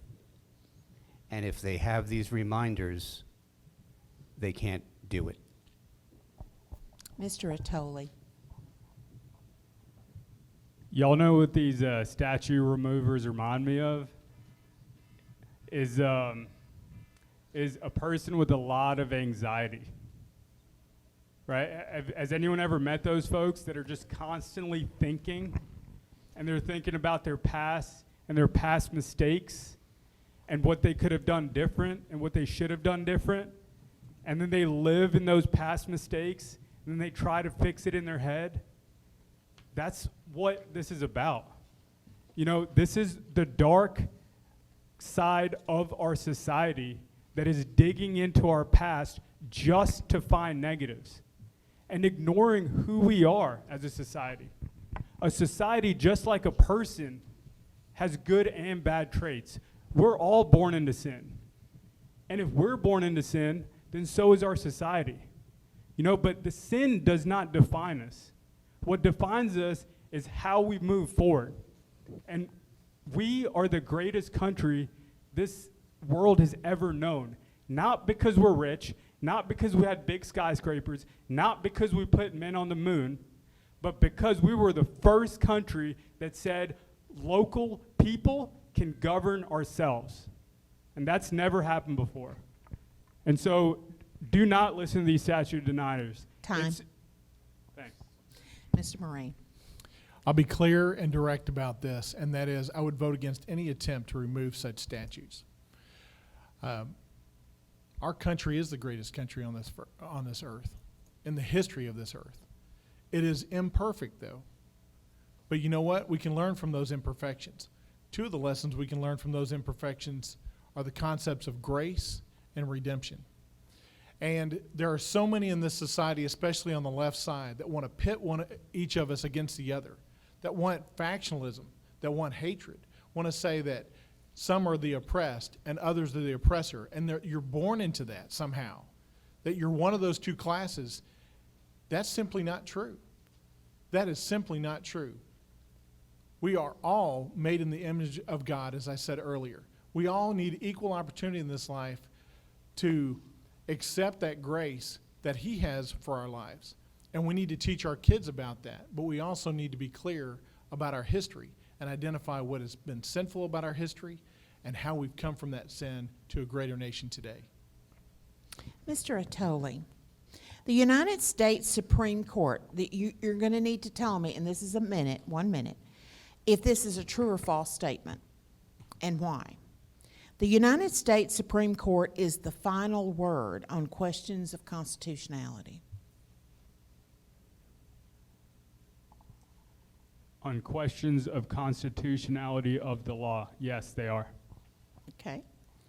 Let's see who's next. Mr. Moran, Judge Moran. We, the people, are the final decision makers on that, but we have given that authority to the U.S. Supreme Court to make a ruling in a judicious process.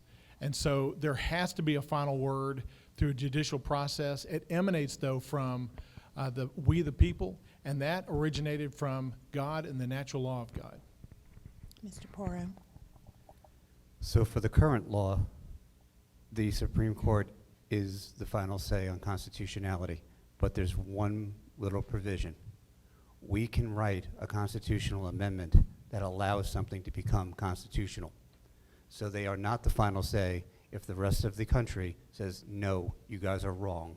This is not the way we're supposed to do things. Okay. This is sort of a follow-up. I hope you're aware of what happened with the Supreme Court ruling today.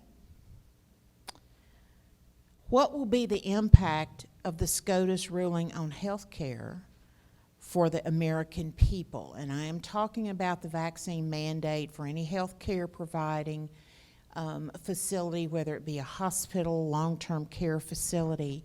So the occupier's vaccine mandate has been upheld in that sense. So what will be the impact, and can anything be done about it? Mr. Moran. I was glad to see today that the Supreme Court by 6-3 struck down the provision through the OSHA regulations that said that employers over 100 had to have those vaccine mandates. I was sorry to see that 2 conservative justices switched on the other issue and allowed for the rule regulating hospitals and medical care facilities that had Medicare and Medicaid to then have to impose that same regulation. So I'm very sorry to see that. But it's going to be devastating because our healthcare workers are by proportion almost the exact same as our other workers in this society.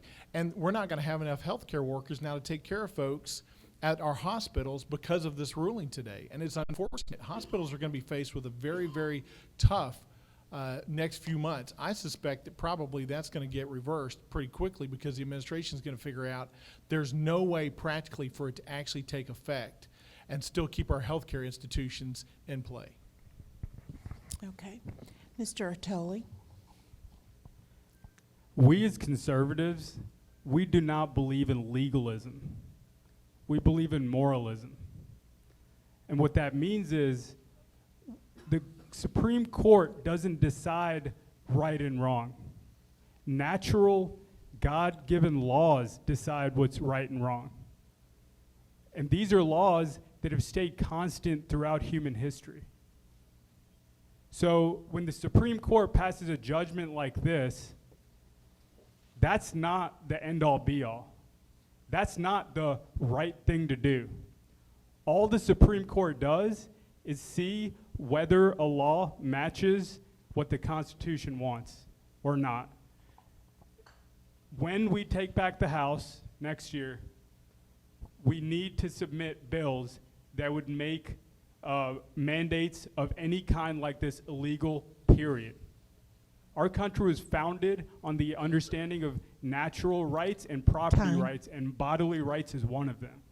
Mr. Porro. So I'm also very happy to see that OSHA was turned away.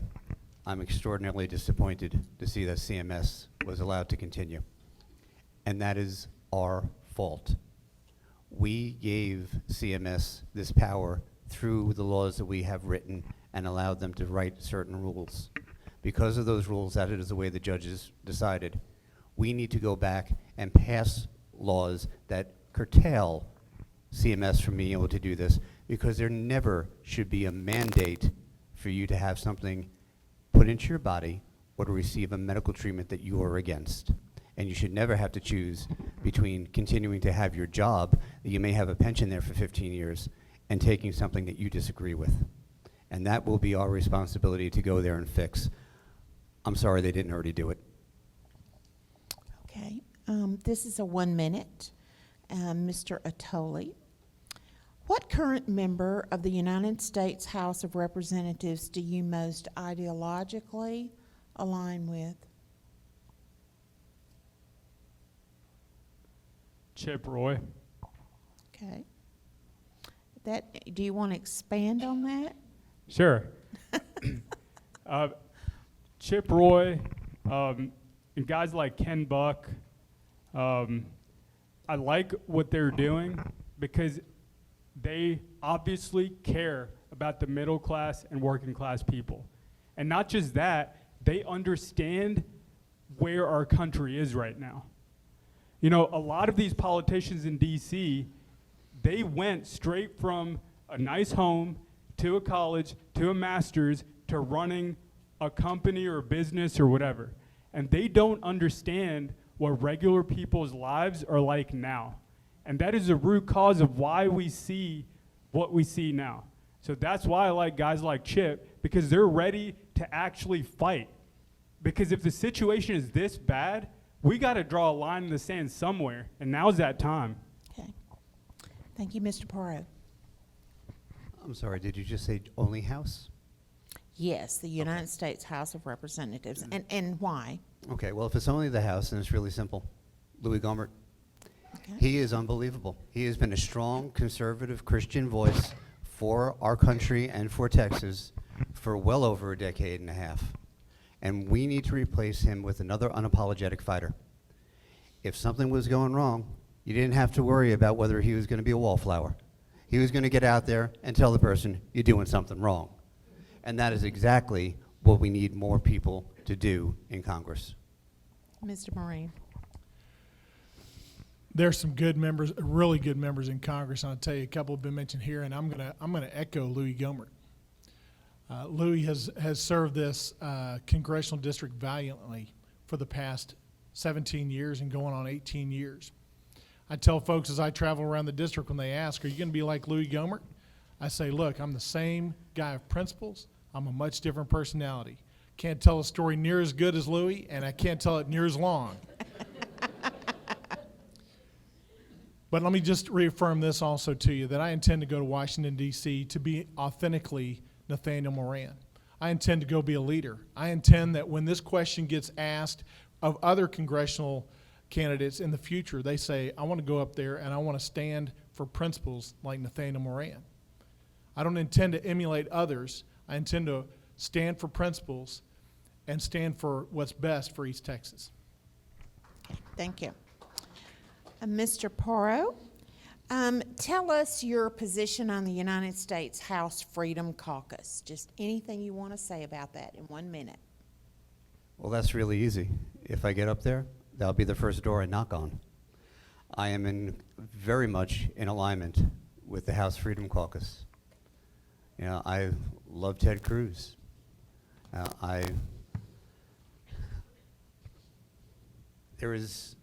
They are the people who are willing to stand up and say, no, this is not how our country is supposed to be run.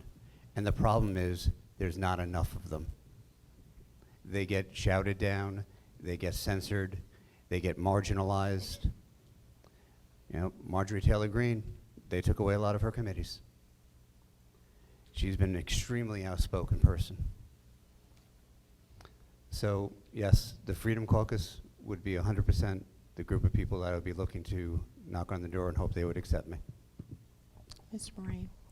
When I evaluate any group of individuals or a collective caucus in Congress, it really is just about principles.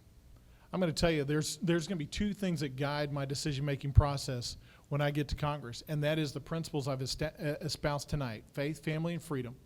There's a number of elements to those as you look deeper into my history and my proven conservative record. But secondarily, it's the people.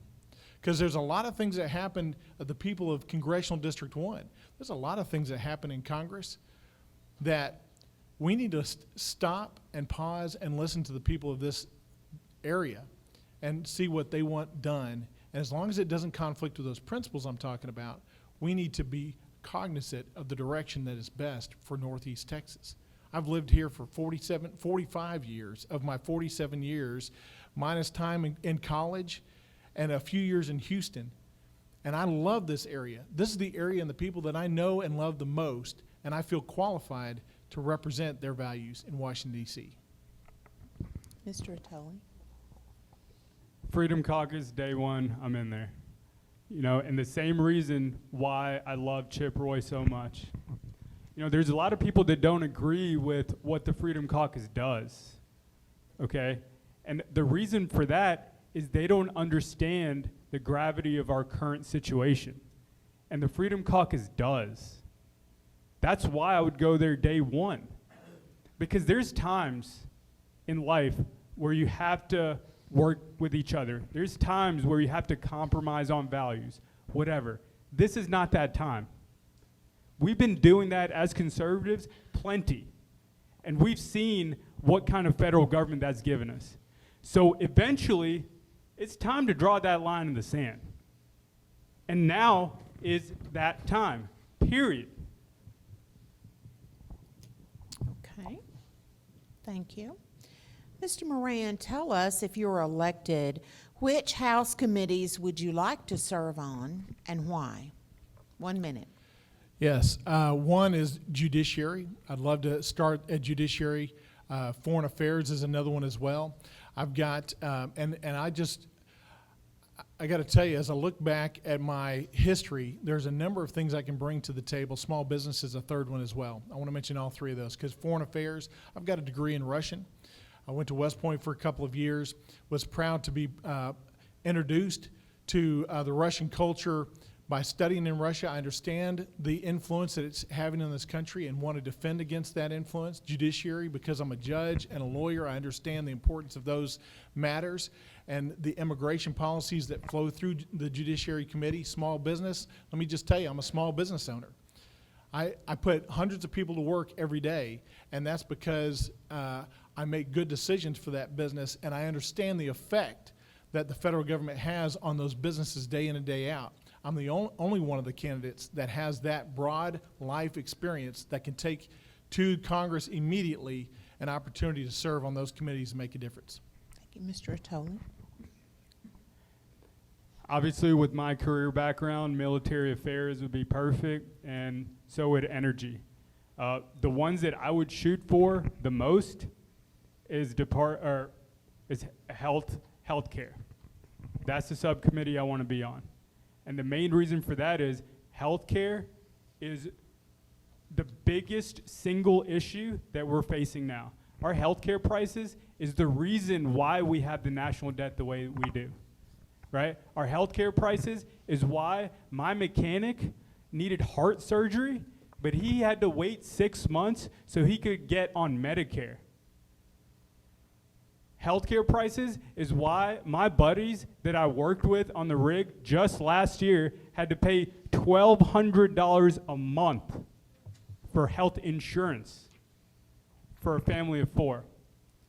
Healthcare prices is the #1 reason why middle class wages are not increasing, because companies are spending more on health insurance benefits instead of giving it as income to their workers. So that's the #1 problem I want to be on. I want to be at the greatest point of friction. I want to be where no one else wants to be, and I want to get that done. Thank you, Mr. Porro. So I would like to be on Foreign Affairs, and I would like to be on the House Oversight Committee. And there are 2 reasons for that. These are the 2 places where our enemies are. We have enemies overseas that we need to keep an eye on, in North Korea, in China, in Russia, in Iran. We need to also keep track of the enemies that are within. And House Oversight makes sure that our governmental organizations are not being weaponized against us. And you need someone who's not afraid and has a big mouth on those committees. And I have no problem with that. If you're doing something wrong, I'm going to make sure everybody knows about it. Now, the other thing I would like to be on, and I don't know the exact name to this committee, but it would be anything that has to do with ranching, farming, and land management, because you need to have something that's going to be to protect our community, and that is a huge part of our economy. Okay. This is going to be the last question before we get into your rebuttal, new topic, and then your close. If elected, let me see, who are we going with? We've got Mr. Attoli will lead with this. You have 1 minute. If elected, what single thing do you want to have accomplished by the end of a full 2-year term?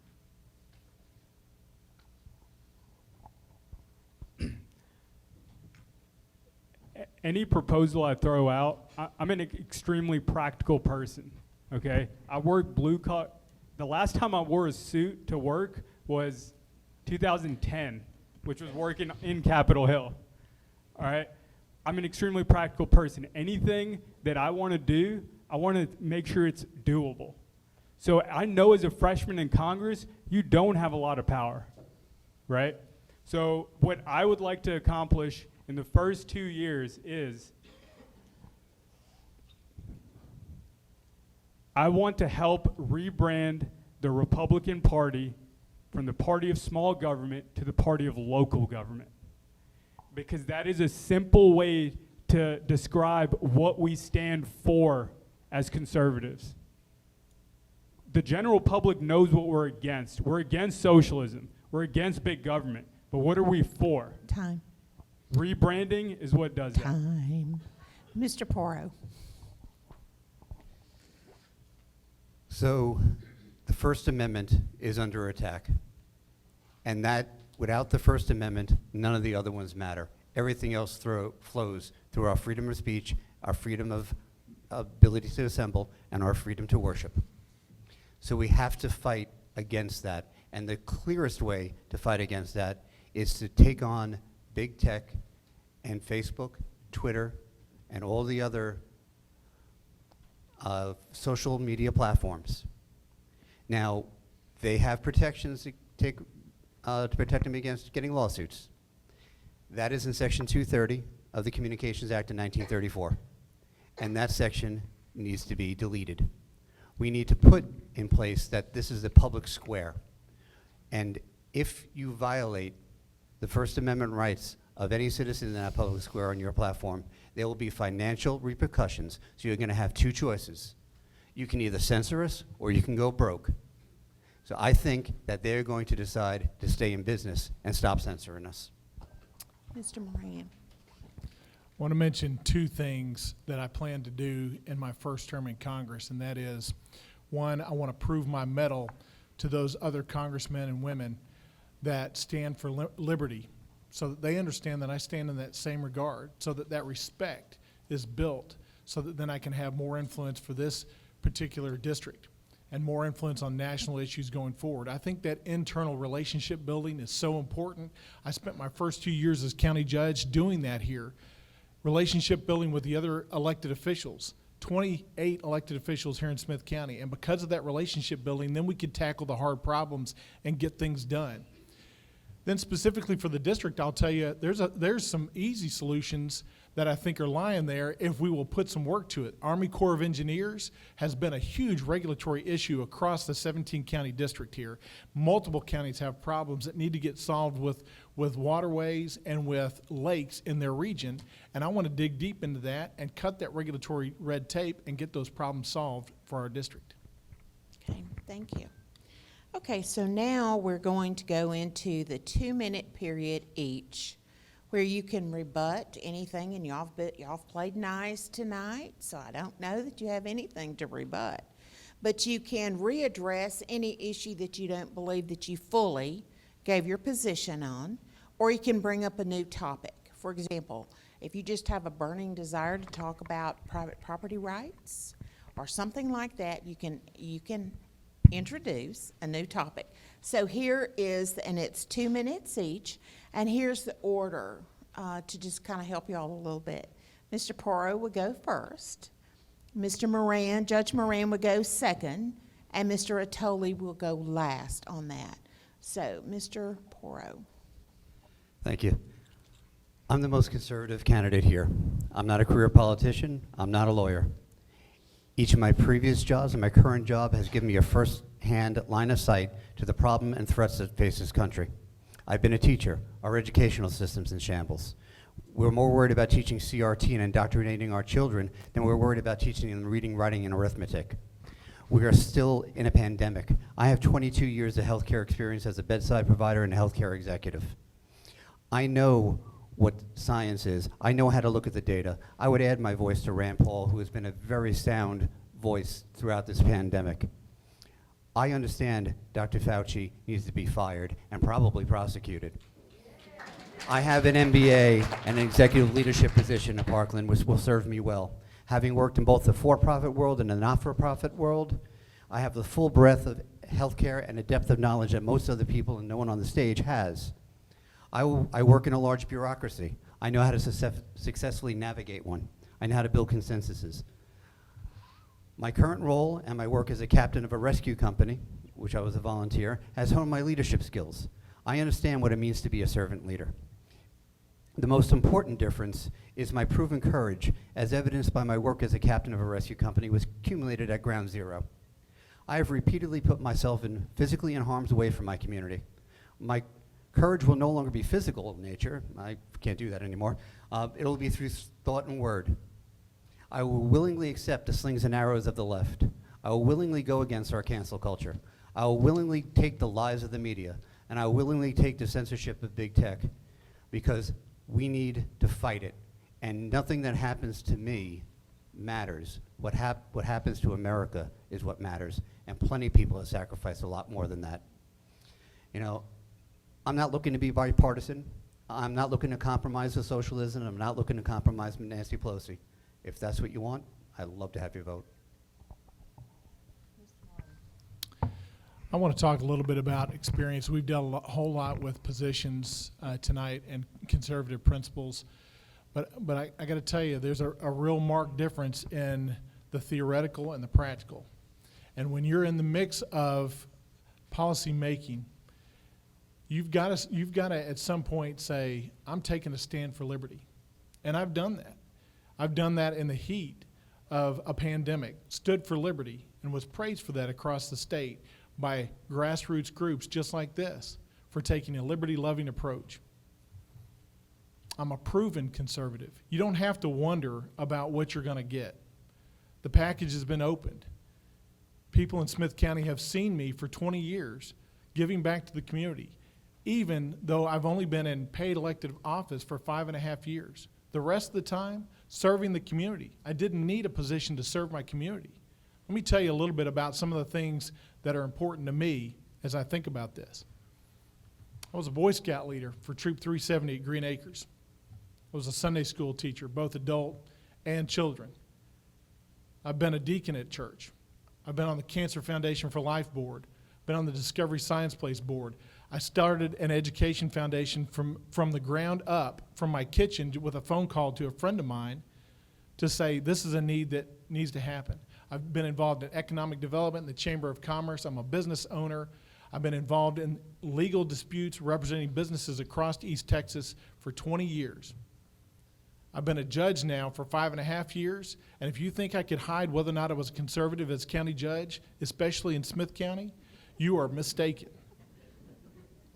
I'm proud of that broad life experience. John talks about the $30 million budget that he oversees. I'm the county budget officer here. I oversee a $110 million budget. I cut taxes in the middle of the pandemic below the effective rate. That was unheard of. I'm a proven conservative that stands for liberty day in and day out. You can be assured of that.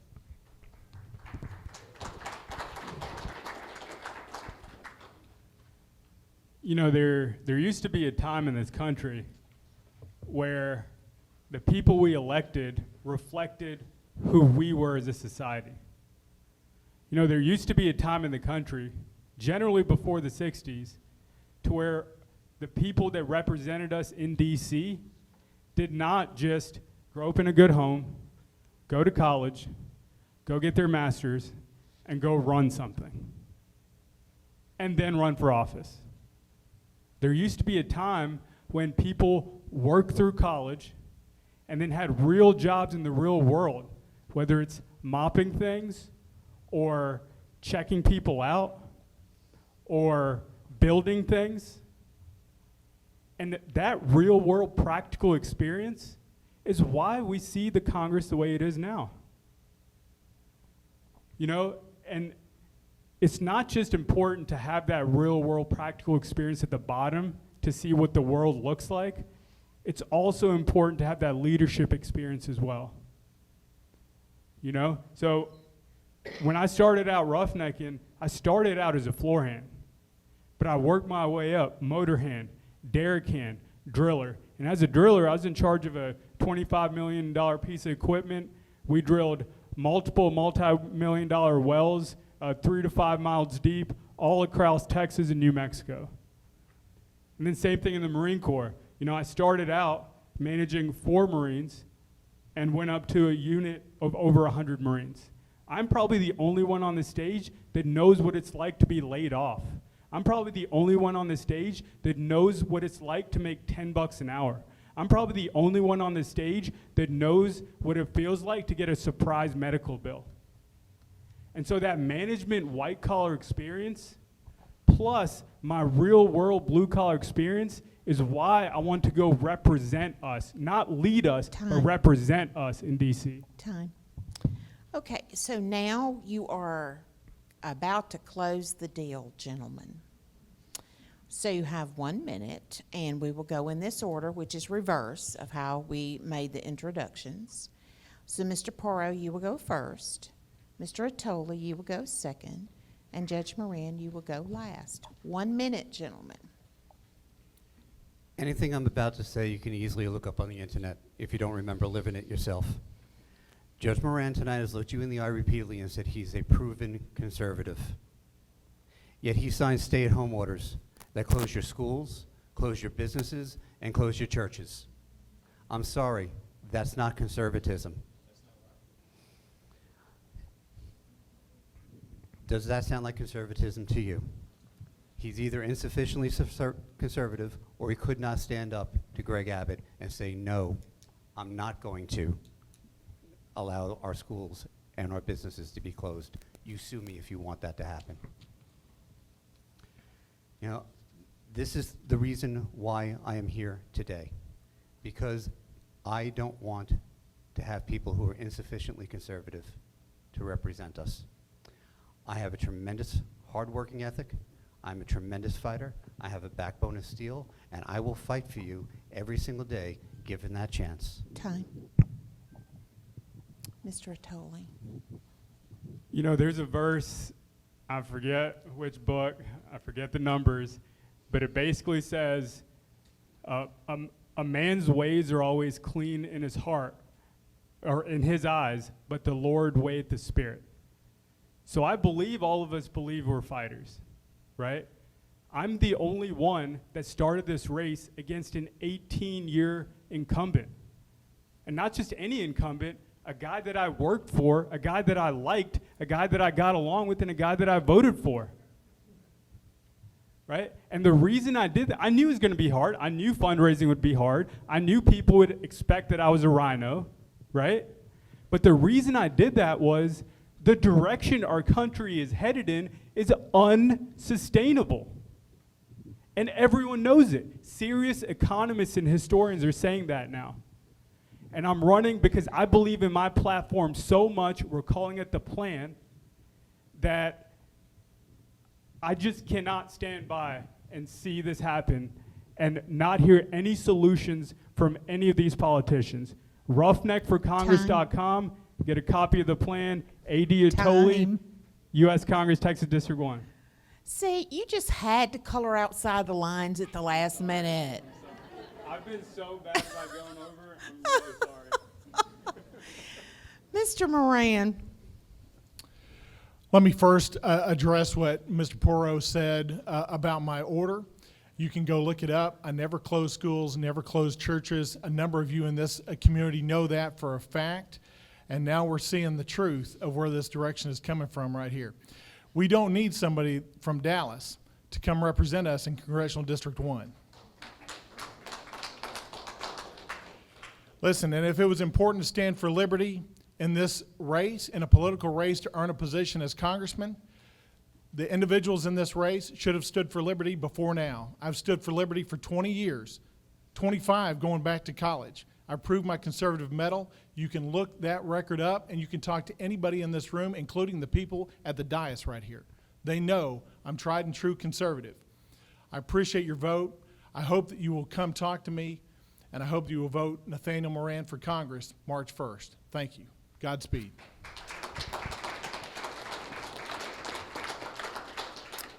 Okay, thank you, gentlemen, for participating. We were sorry that Mr. McDaniel decided that he would not join us, but I will tell you what this board will do. We will tomorrow begin deliberating about what we're going to, the decision we'll make in this race. If we have additional questions, we will contact you. But this was the step for you all to be able to tell everybody what you stood for and what you were going to try to accomplish for them. And for that, we thank you. We thank you for let me just say this. For the most part, you followed the rules. Some of y'all just got kind of messy at the end, but you know, this is politics. But I do appreciate you all being very forthright and prompt in answering our invitation and in accepting the rules and not trying to run the show yourself. Thank you. We always appreciate that. Godspeed to all of you gentlemen. And thank you for everyone that was here. Everyone that was here this evening and all of our viewers out there and the folks that are going to watch this video over and over and share it, because the person that we send to Congress to represent Congressional District 1 is somebody that we're going to either get behind or the next election cycle, they might get fired. God bless you.